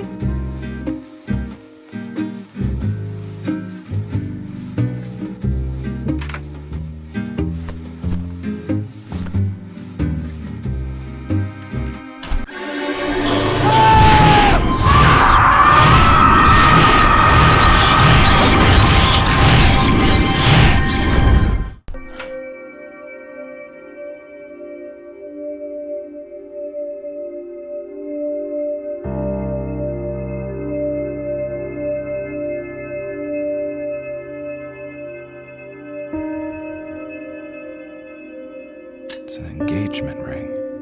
How romantic. The engraving inside says, "To Faye with love." Who's Faye?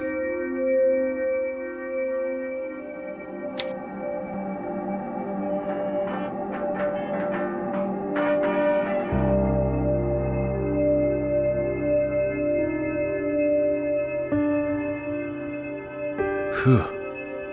Smells like ether, only stronger. My head is spinning.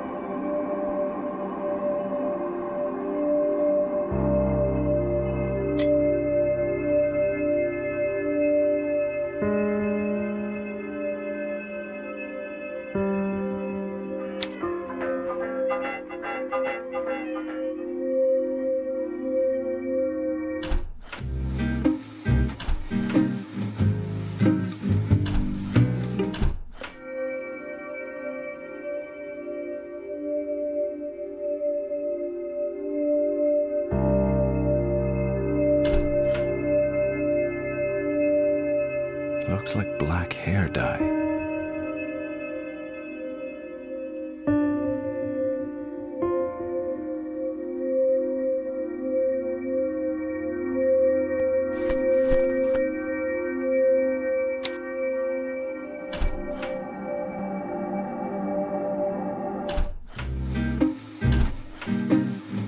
You are the detective, are you not?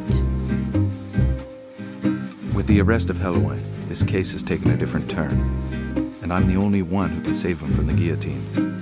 I have to shed light on 2 investigations at the same time. It is time to decide who you trust, Mr. McPherson. I'm as eager as you to see the end of this nightmare. You associate with the Parisian upper crust, Mrs. Loiseau. Can you tell me about Grégoire d'Alpin? Grégoire de Alpin is an extremely rich banker in Paris, the heir of an old family.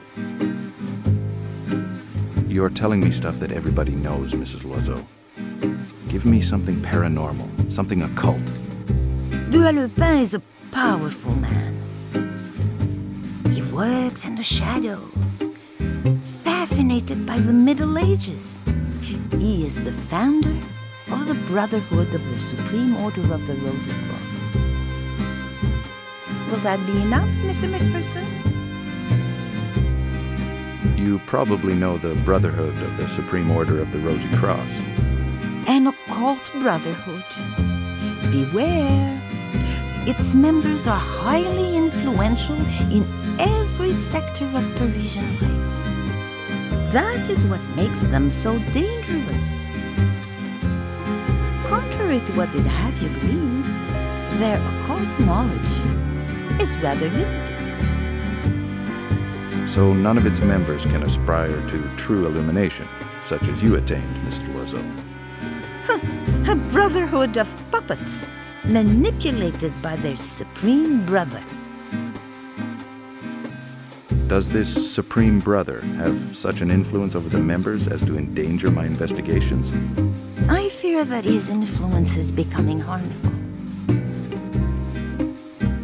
It is rumored that the Supreme Brother can comfortably manipulate everyone up to and including the Chief of Police himself. Lurking in the shadows from the beginning of my investigation. Grégoire d'Alpin is the Supreme Brother. I'm right, am I not? For a very long time, Grégoire de Alpin was the Supreme Brother, Mr. McPherson. But he has now given way to another. The job is open. The time is ripe to propose you as successor. The hair took his place. Kay is the new Supreme Brother. And Kay is Dr. Frank Goffner, Mr. McPherson. Mrs. Loiseau, you must know Dr. Kaufner. He's a psychoanalyst. For all I know, you're even one of his patients. Dr. Frank Goffner. Are you interested in psychoanalysis in particular, or just in the part it played in the White's case? He is also an influential member of the Brotherhood of the Supreme Order of the Rosy Cross. Did you know that? I can see you knew him well. Do you know where I might meet him? Maybe he would pay you a visit. At his cabinet, or else directly at the Brotherhood's headquarters. I imagine you know where that is? None of this rhetoric will get us anywhere, Mrs. Loiseau. I have to act. If I need any advice from you, I'll know where to find you. Our paths will cross again. I'm sure of it.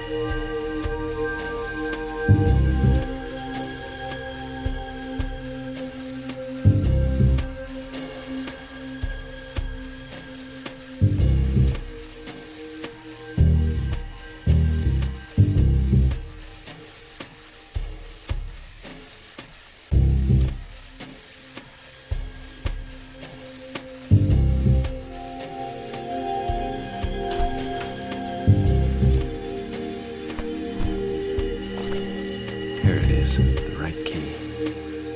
Pandora's secrets are all mine.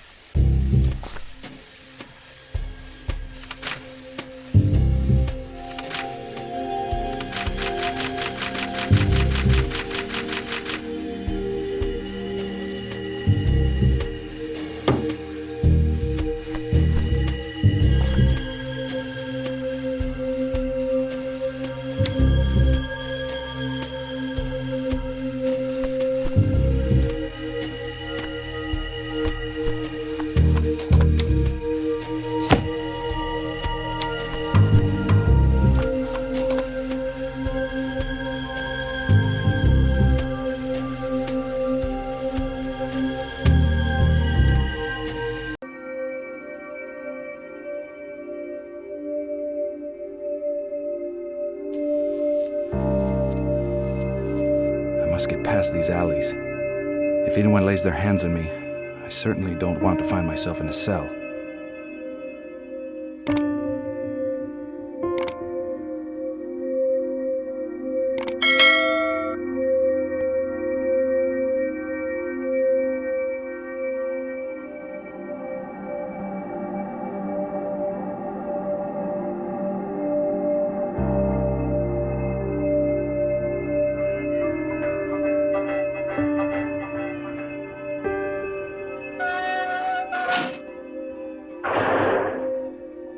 The egg,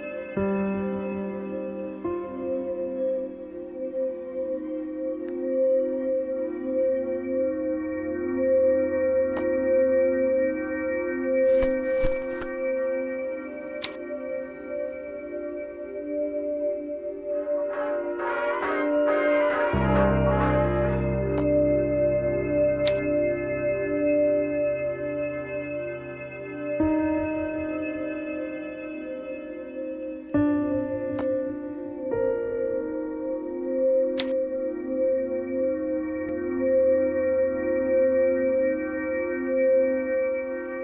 immortality, according to Mrs. Loiseau. Strange, I don't remember Helwine mentioning it.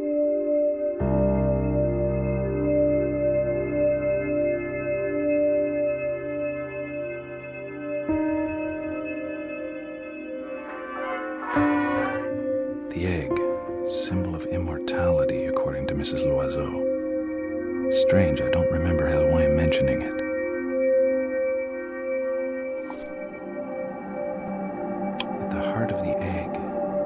the secret of the soul. A wax cylinder with the cycle of the phoenix by F. Kaufner written on it. All we need now is a phonograph.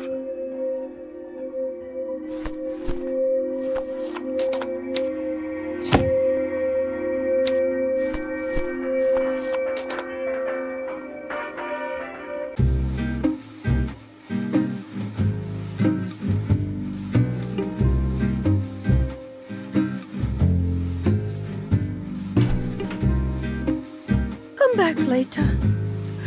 I need to rest.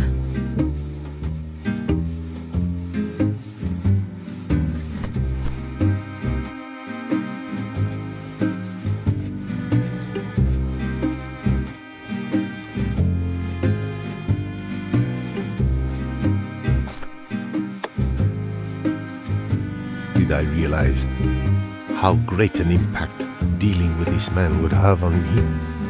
On my career, on my own destiny. His soul has passed from body to body down through the centuries. The cycle of the phoenix. He is the phoenix, risen from the ashes. He has confided in me the secret of his power, of his riches, the head of Baphomet. I am very familiar with the myth. The Companion's library featured more than one legend on the subject. Grégoire d'Alpin claims to have been in possession of the head since the Middle Ages. He acquired it on behalf of the Knights Templar and kept it after their dissolution. They dare to call my manifesto a scientific fairy tale. They think they're the leading experts in psychoanalysis. Vienna.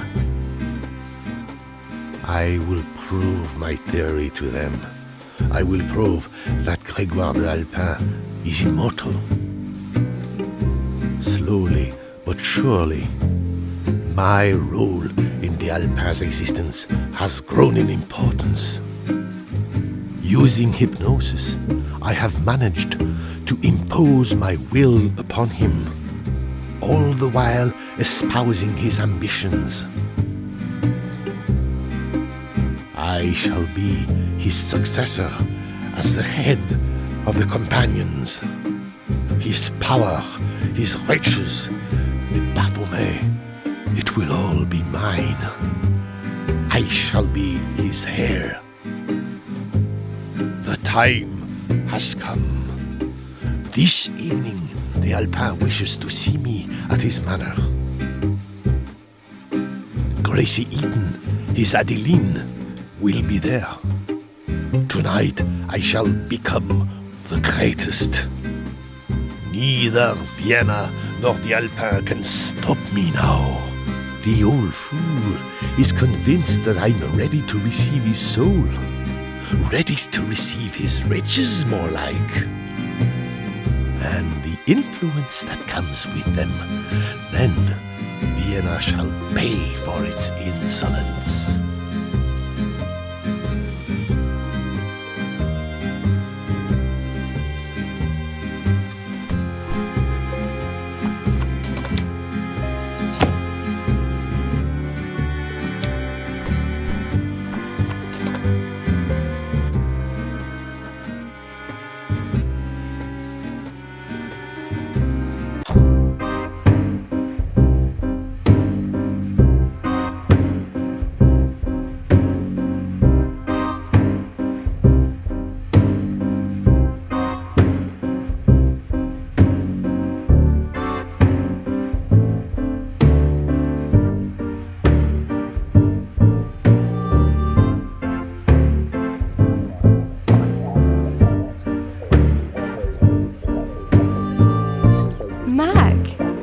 For ages, then turn up without warning. You must be after something. Berenice, you're my little green fairy. With everything we've been through together, I know you'll always be here for me. You're the only person trust. So, Still the same sense of humor. I see the Parisian air inspires you. no, seriously. You're really the only person I can trust. I have one or two questions that I need you to answer.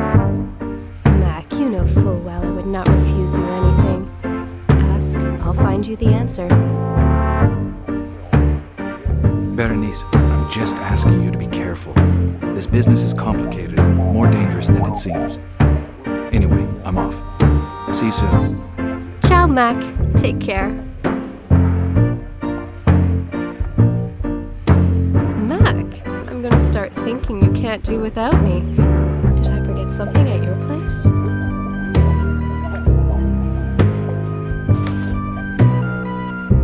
Baby, those beautiful eyes of yours surely saw a beautiful stranger. Especially an American. Do you remember a guy at the Alembic going by the name of Paul Eaton?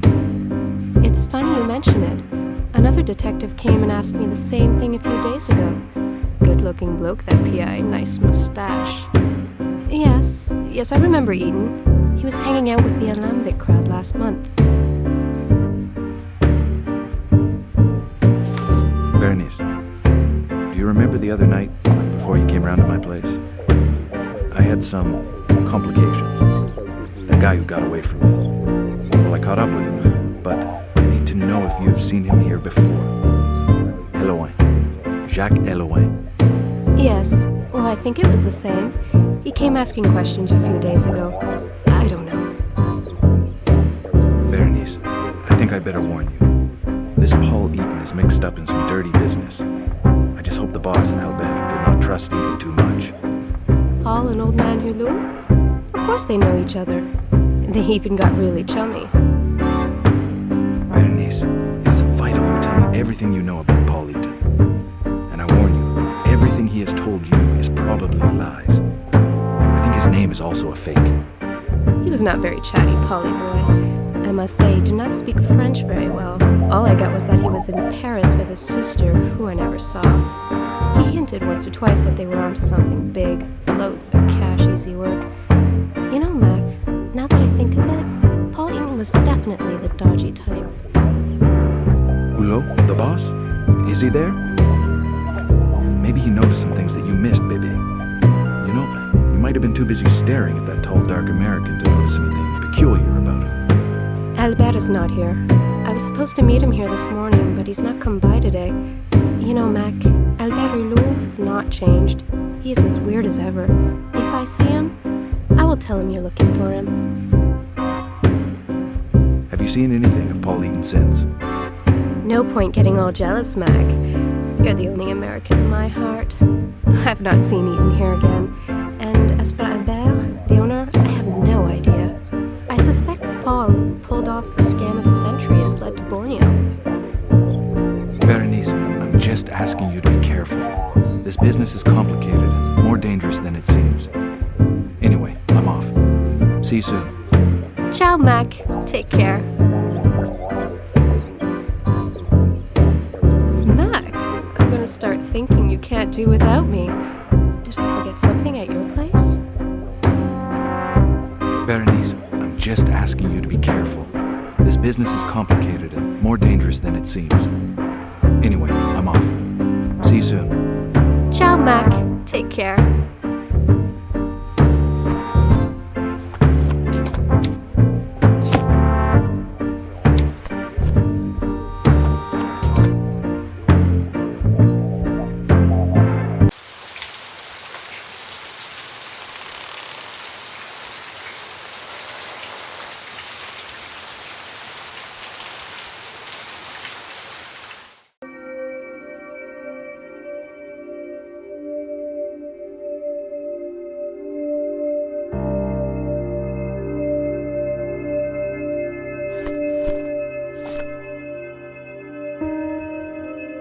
Strange front door. An improved version of all the other locks I've come across so far.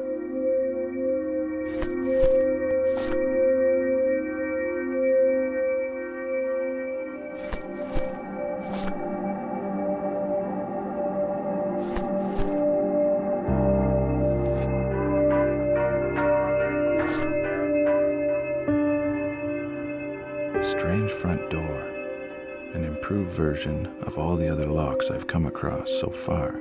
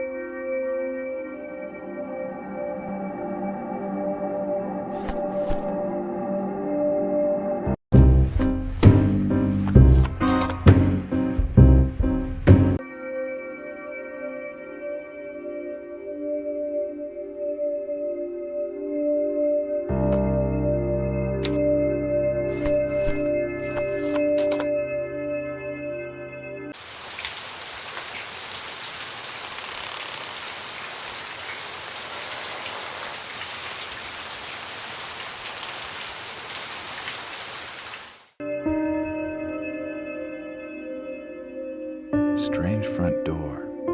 An improved version of all the other locks I've come across so far.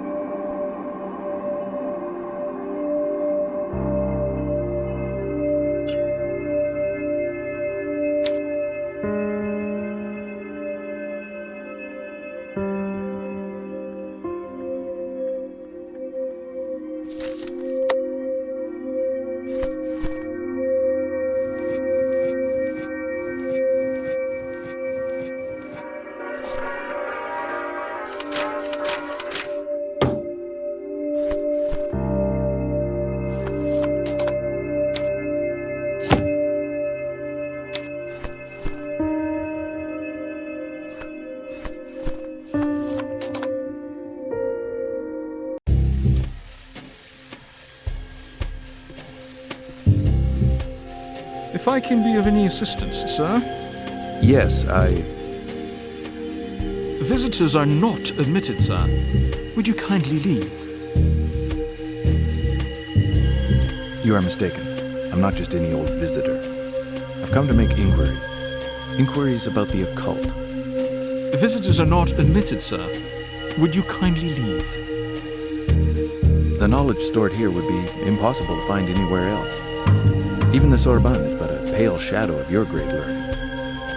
Our library contains knowledge and secrets that cannot even be found at the Sorbonne. The Brotherhood of the Supreme Order of the Rosy Cross are the most erudite people in the Western world.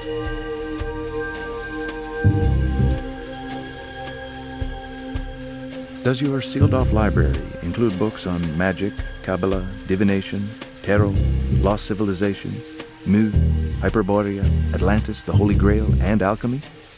Sir, one must not joke with the occult arts. Alchemy, the great work. How does one attain this great work? Must one first become a supreme brother before contemplating all of its power? Like your SBGDA? Your alchemist? The great Ouroboros has spoken, sir. GDA is no more. The SBK is our supreme leader now. You mean to say D'Alpin is no longer your supreme brother? Had his term of office ended, or was he deposed? We are not in the Middle Ages now, sir. It is simply an inheritance by due succession. What does the future hold for a former SB once he has stood down? What became of GDA? GDA is the supreme light. His wisdom becomes accessible to all consciences. The great work has been done.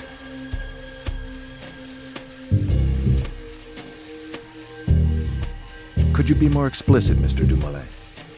If what you say regarding your GDA means that he is no longer among us, that he is dead, then, my friend, you will have the courts to answer to. Glory to the SBK. You seem to know a little too much, Dumoulin. Be careful with your threats. I'm not here to bother you. I already have a suspect for these crimes. But from what you have told me, I could easily have you charged with being an accessory. At the very worst, you might be sent to the nut house. What would the police do, eh? What would it gain? They will have to wait a long time for an order from the police chief. Leave before things get worse for you. As I have already told you several times, sir, you cannot obtain any information here.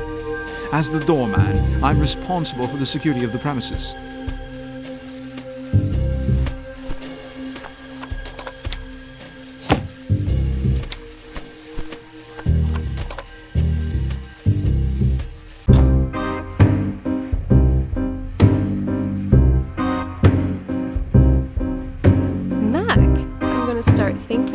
Do without me. Did I forget something at your place? Berenice, I'm just asking you to be careful. This business is complicated and more dangerous than it seems. Anyway, I'm off. See you soon.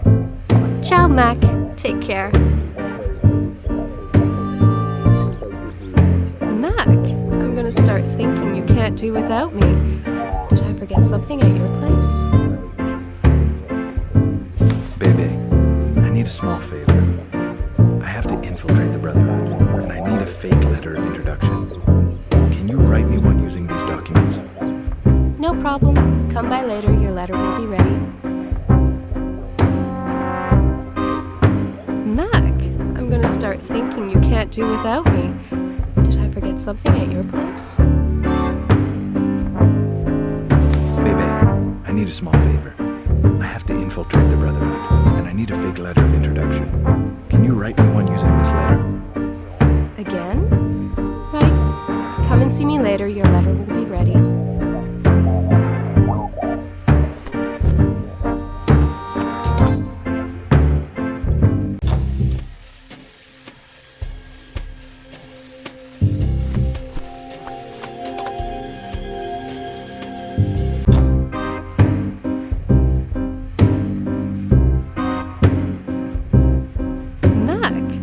gonna start thinking you can't do without me. Did I forget something at your place? Bebe, I need the letter of introduction. Is it finished? Here it is.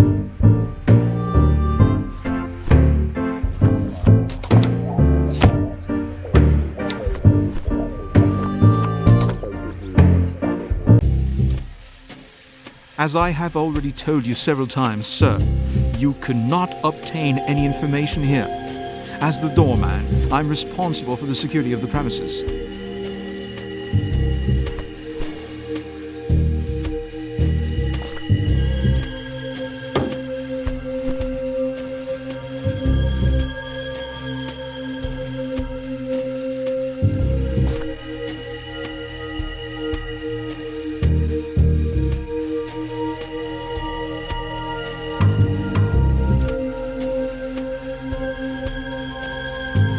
As I have already told you several times, sir, you cannot obtain any information here.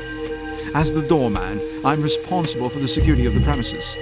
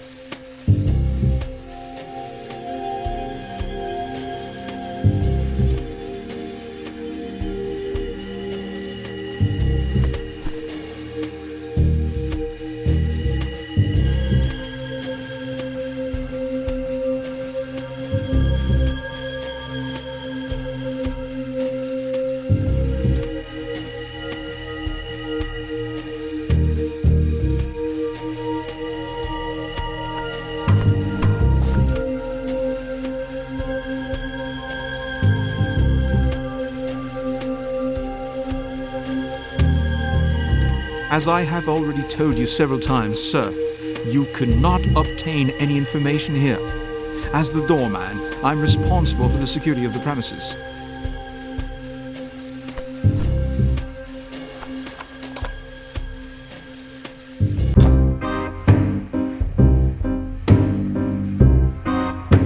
Mac, I'm gonna start thinking you can't do without me. Did I forget something at your place? Bebe, I need the letter of introduction. Is it finished? Here it is.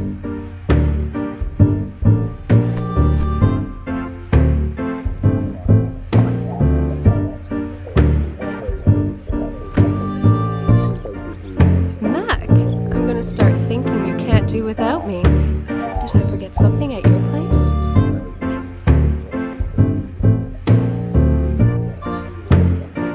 Berenice, I'm just asking you to be careful. This business is complicated, more dangerous than it seems. Anyway, I'm off. See you soon. Ciao, Mac. Take care.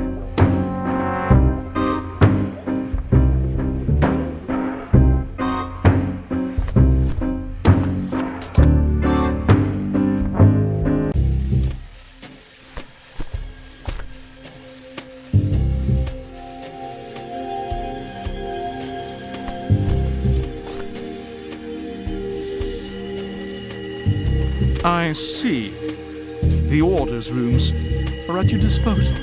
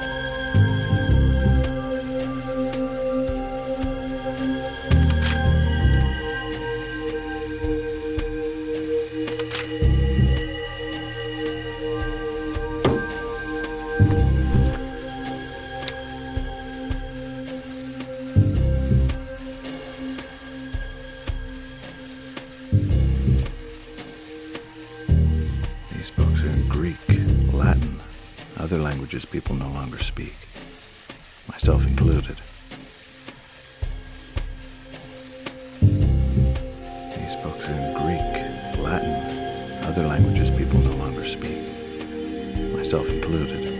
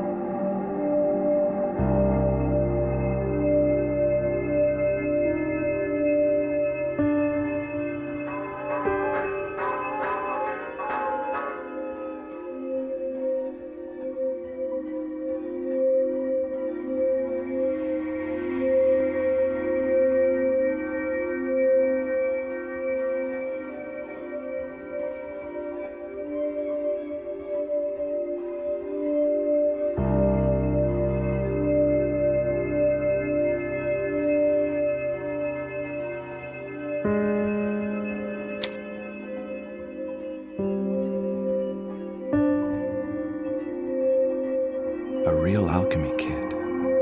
All these flasks contain powders. What on earth does he do with them all?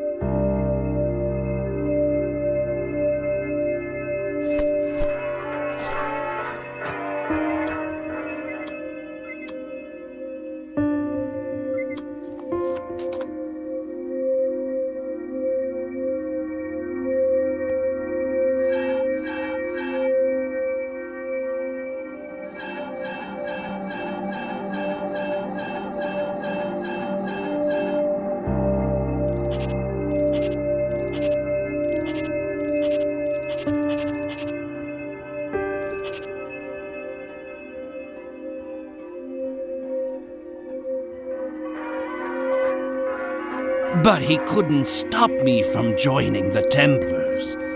I have to try to cleanse myself of their sin of the flesh. Because of him and my mother, my soul may already be condemned to hell. Only the balm of the Templar's faith can rid it of the mortal sin engraved upon it.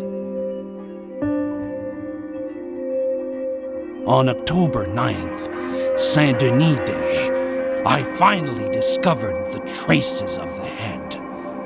Blessed by Saint Denis, he who smiles down on me in all his beatitude to help me leave my soul. Yes, Saint Denis is smiling on me. The head purifies me. As God is my witness, I, Simon le Bel, in this year of our Lord, 1305, shall enter the body of Pierre le Bel de Clemency tomorrow, June 24th, and shall retrieve what is mine by divine right. In this new body, purified of my soul and of my parents' carnal sin, death will no longer hold any mystery for me. The head of Baphomet has finally revealed all of its secrets. Victory! I would shout this divine miracle from the rooftops if I did not fear the unbelievers and their stake. I am in a new, younger, stronger body, and it is God's will. How else can I explain Adeline's appearance at my bedside? Blessed and cursed. God gave me a new body, but Adeline, my angel, who took care of this new body, is forbidden to me. It would seem she is the daughter of that idiot, Pierre. That's to say, my own daughter at present. I am weary of this existence. What is the point of living for centuries if I can never again glimpse the smile of my beloved Adeline? Ah, Adeline, you who are forbidden to me, will I ever see your sweet face again? I would gladly exchange these solitary centuries to see your face, your eyes, once more. She has returned. She is once more of this world, and so close to me. She visited Kaffner today. It really was her. That excellent doctor of the mind confirmed it. It is her, and this time she will be mine for the rest of my life.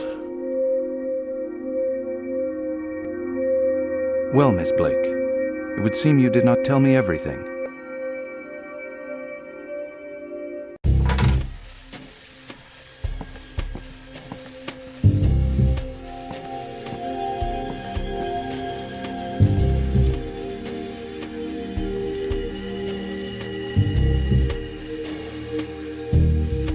Right, that's all I needed. Blake's been abducted and the kidnapper takes himself for a Dialpin. And naturally he wants the head in exchange. As if I knew where it was.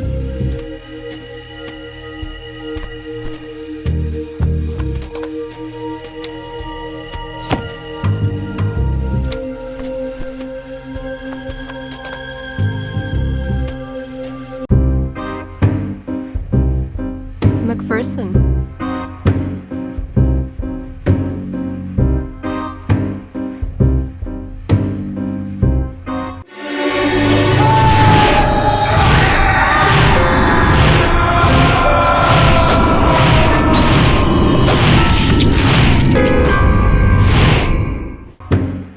Something awful's happened. Yulu is dead. He's been murdered. Hulot dead.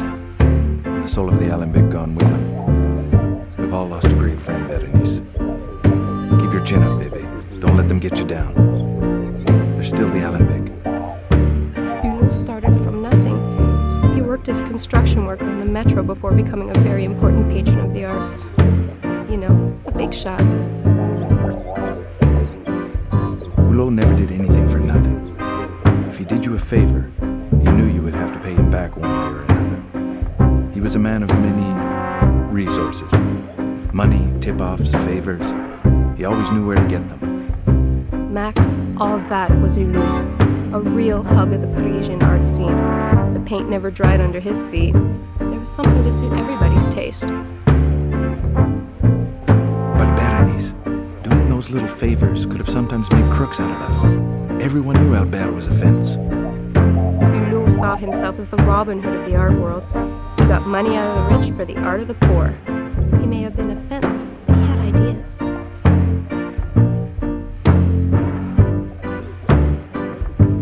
Berenice, relationships like that only bring trouble, either with fences or with the police.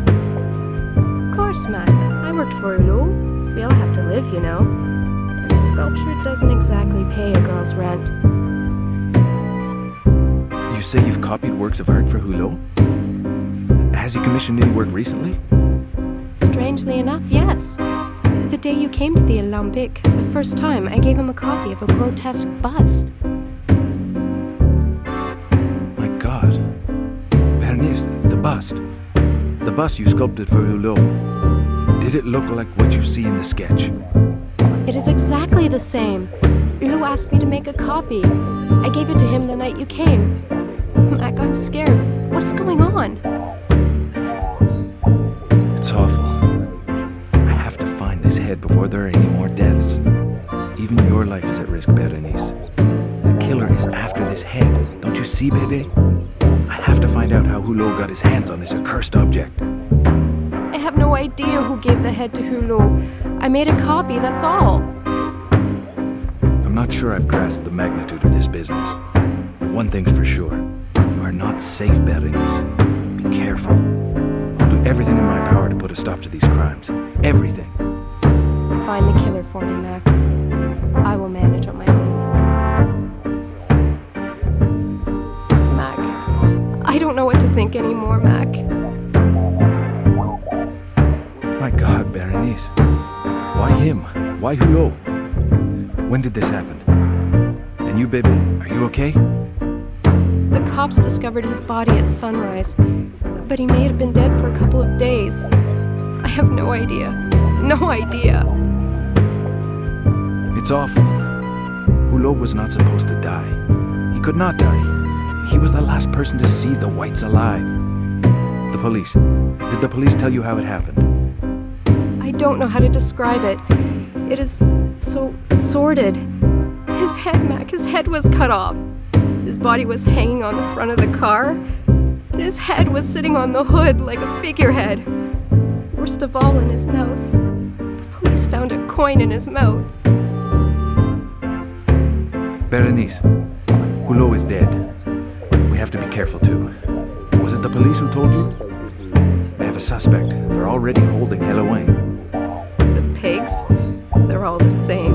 The investigation is taking its course, miss. Like hell. Everything I know I got from my contacts.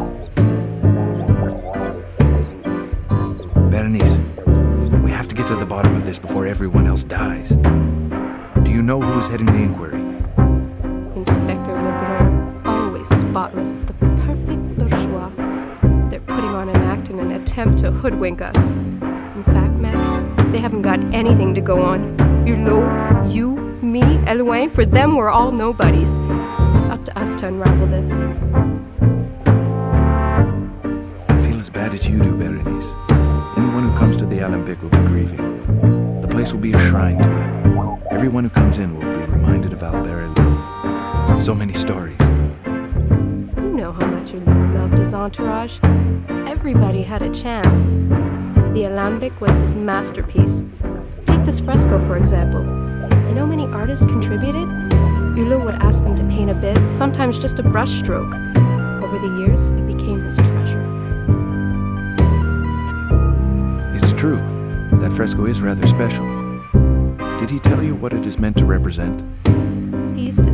stare at the fresco at night. Honestly, Mac, he kept the secrets of his soul. I'm not sure I've grasped the magnitude of this business. But one thing's for sure.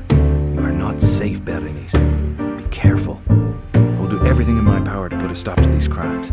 Everything. Find the killer for me, Mac. I will manage on my own.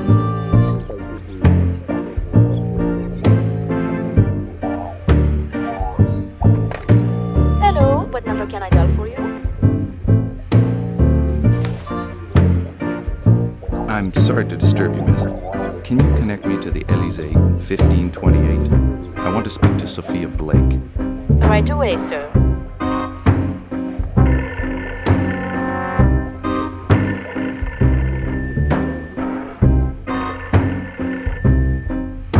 There is no answer, sir. Call back later.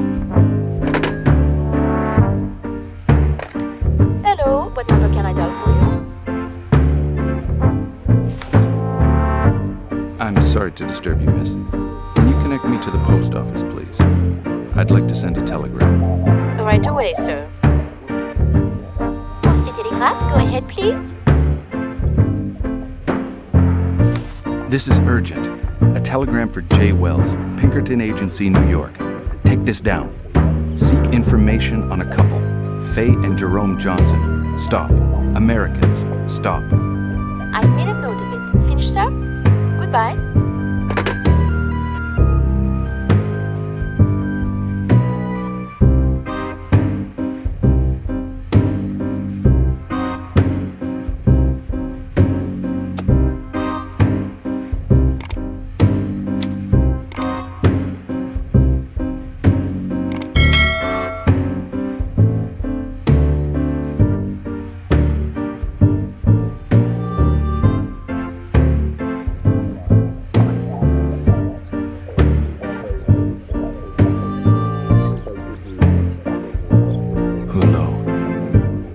Secret you had hidden right under our noses all the time.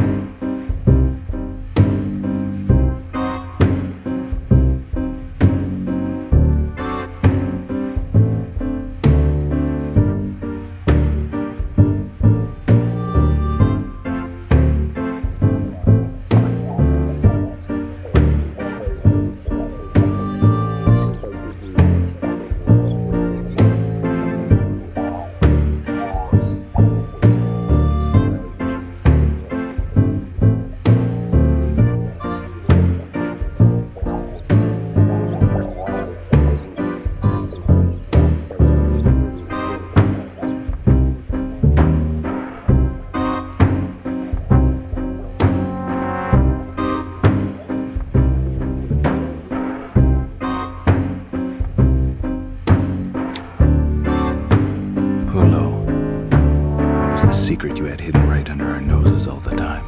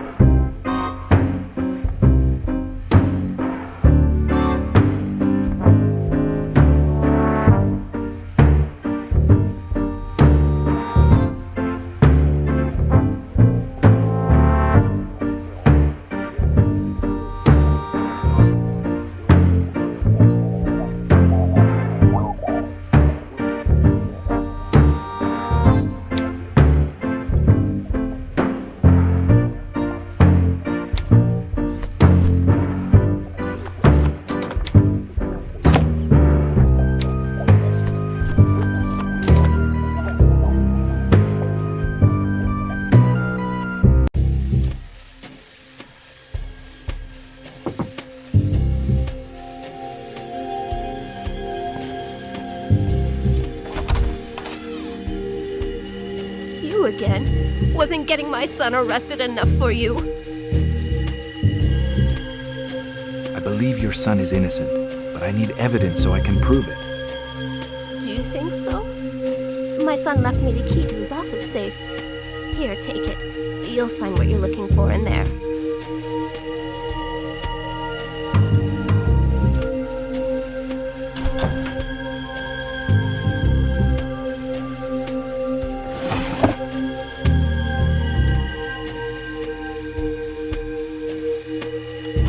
Double locked. With a safe like this, it's hopeless without a key.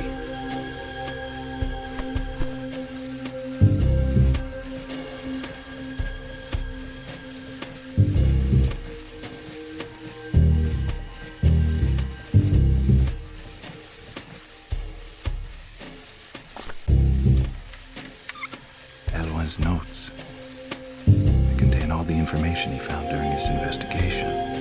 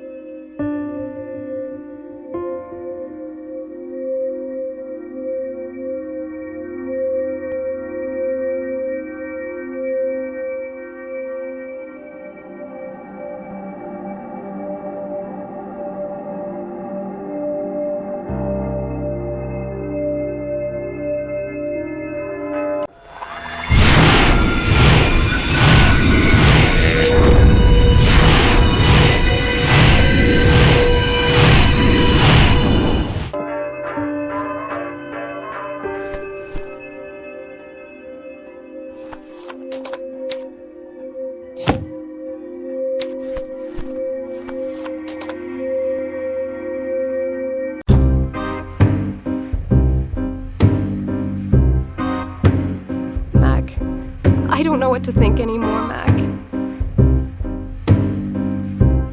Berenice, there it is. You recognize your own handiwork? The heads of Baphomet, exact copies. Not even my expert eye can distinguish between the original and the fake. Mac, what you see here is my life's work.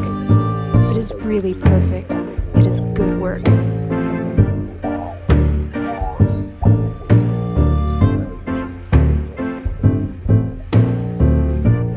I'm not sure I've grasped the magnitude of this business. One thing's for sure. You are not safe, Berenice. Be careful. I will do everything in my power to put a stop to these crimes. Everything. Find the killer for me, Mac. I will manage on my own. Mac, I don't know what to think anymore, Mac. I'm not sure I've grasped the magnitude of this business. But one thing's for sure. You are not safe, Berenice. Be careful. I will do everything in my power to put a stop to these crimes. Everything. Find the killer for me, Mac. I will manage on my own.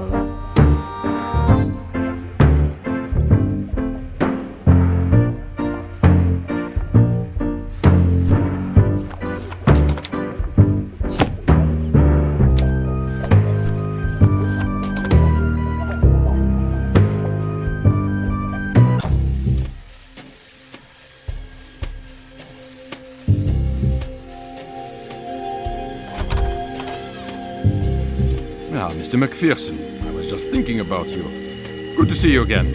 Have you brought me any more culprits?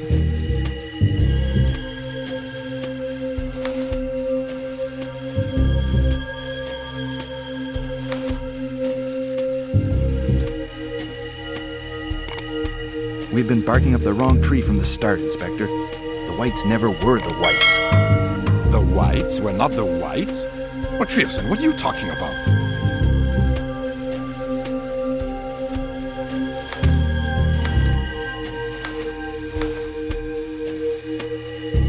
The Whites do not exist. I have their passports here.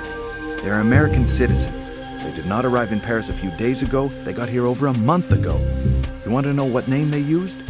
Johnson, Inspector. All right. Let's suppose they were using pseudonyms. Could you tell me why?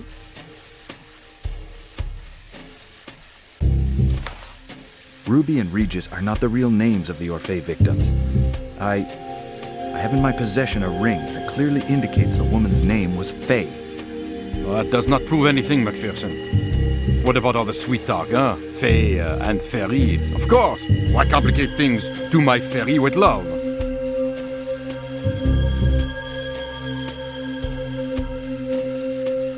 A letter. A letter signed Sophia Blake confirms that they were hired to commit a robbery. The letter is addressed to Faye and Jerome Johnson, Inspector. Thieves? What did they steal then, McPherson? We did not find anything in their room, and moreover, no one has brought up charges. Explain that.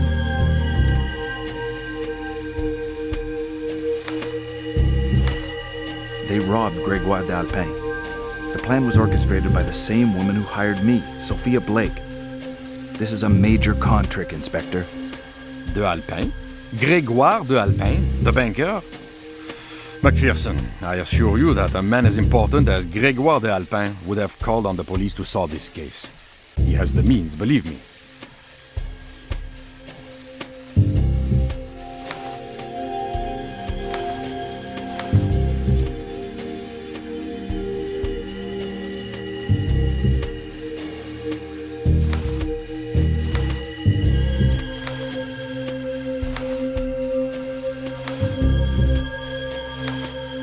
It's strange, but it's true. Doubtless d'Alpin preferred to sort this business out in the greatest secrecy. Just ask Helwain. He's the one who investigated it. I would have to check with Monsieur d'Alpin. I can't tell you more, McPherson.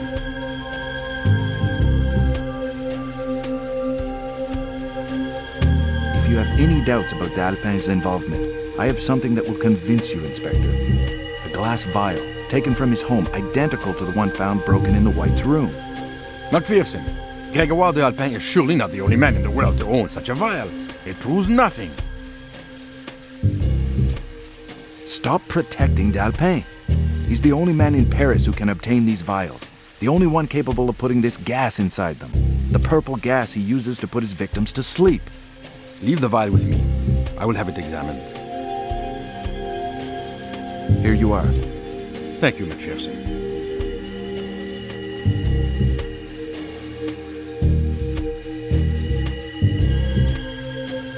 Inspector Lebrun, what I have shown you is irrefutable proof of Eloin's innocence. I found the knife used to cut off the victims' heads. The murder weapon must be a knife of extreme precision, medical precision, with an incredibly sharp blade. Show me what you have, McPherson.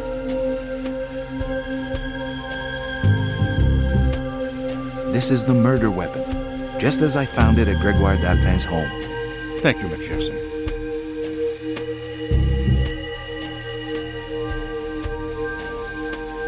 D'Alpin. D'Alpin is dead. He's been dead for over a week. What are you talking about? If anything happens to Mr. d'Alpin, I assure you heads will roll. D'Alpin looks to have died peacefully of old age. Nothing like the other murders. I have a photo here. See for yourself. Even if Mr. d'Alpin had died of natural causes, it would not prove Eloin's innocence, McPherson. Quite the contrary.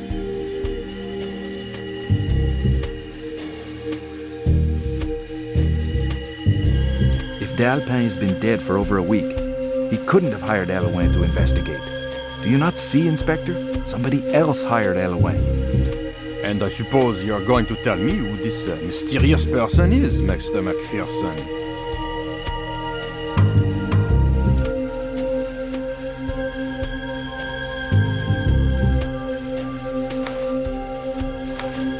One gold, one brass. One at d'Alpin's, the other at Kaufner's. 2 ancient coins. These prove that both men were involved in the murders. Everyone has the right to collect ancient coins. Anyway, what has Dr. Kaufner to do with all this? That is too much.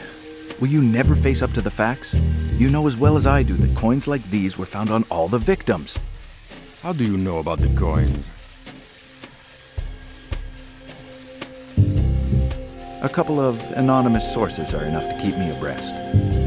Beauvais will get an earful about this. Leave the coins with me. They are evidence.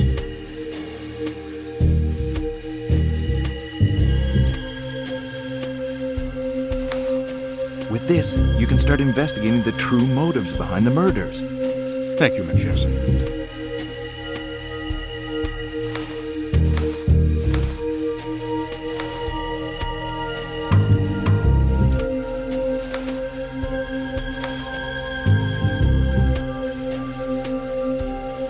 I hope these clues will enable us to prove that Eloin is innocent. I will speak with Eloin, and we shall see.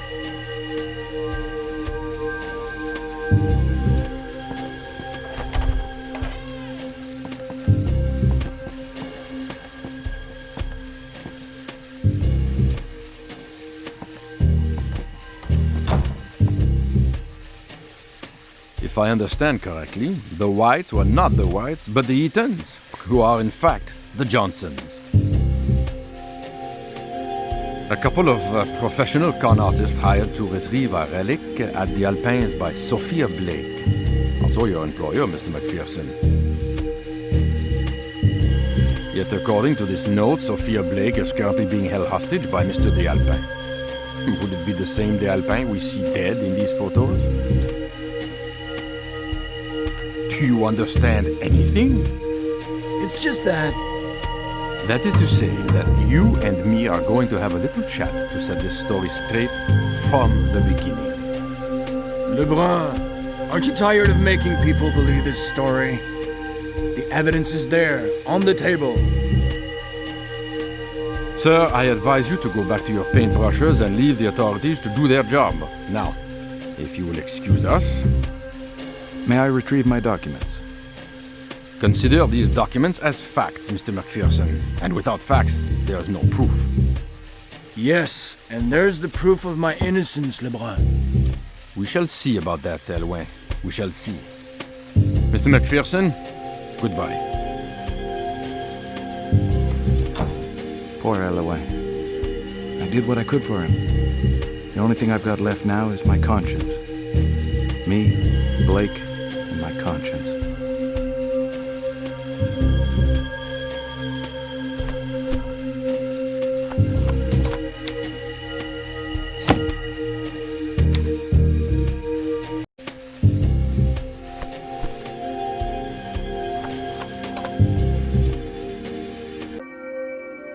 Mr. Macpherson, did you know that in Tarot, the hanged man is not put to death, but confronted by his destiny instead?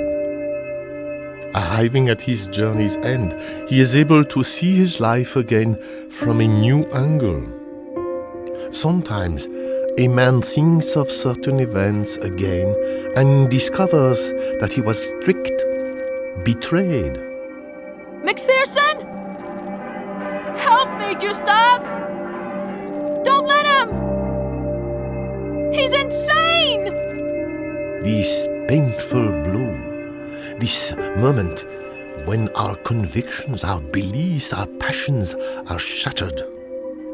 When you discover your life has been nothing but lies, trickery. McPherson! Help me down!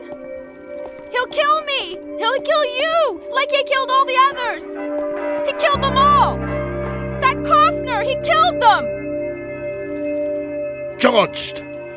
All guilty of having tricked me, betrayed me, stolen from me. Just as you did Blake.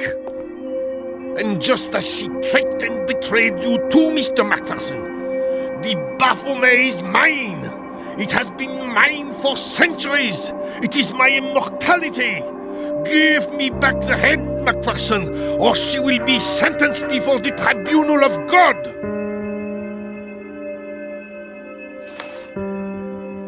The Alpin. You turned to crime, whereas you had the opportunity to live in peace forever.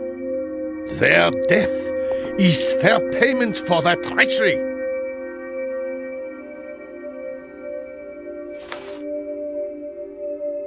Who, the Alpin, will judge you for these crimes you have committed? God or the devil? I am the sole judge of my actions.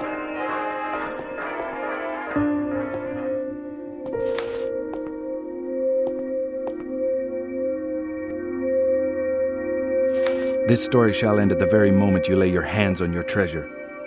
I have never represented justice. I have merely tried to do my job, both for her and for you, albeit against my will. Take back the head of Baphomet, since you are the one who wants it. Justice will be done.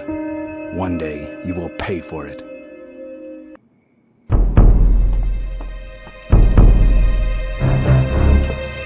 Right.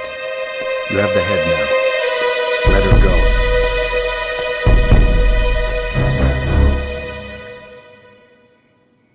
Blundering idiot! Did you really think I would let you leave with my secret?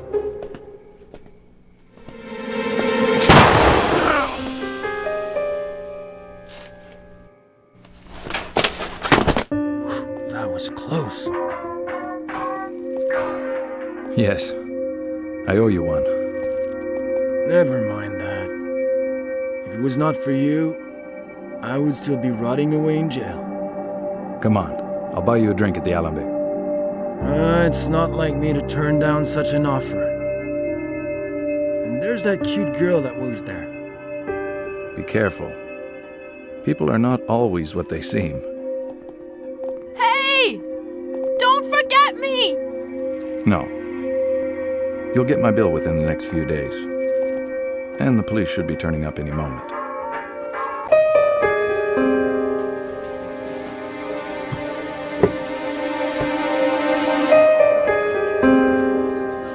Is Kaufner right?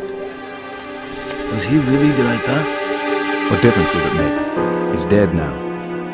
He might have been immortal. He's not any longer. What some people will do for power. Yes. There are people who would do anything for power and money. But not us.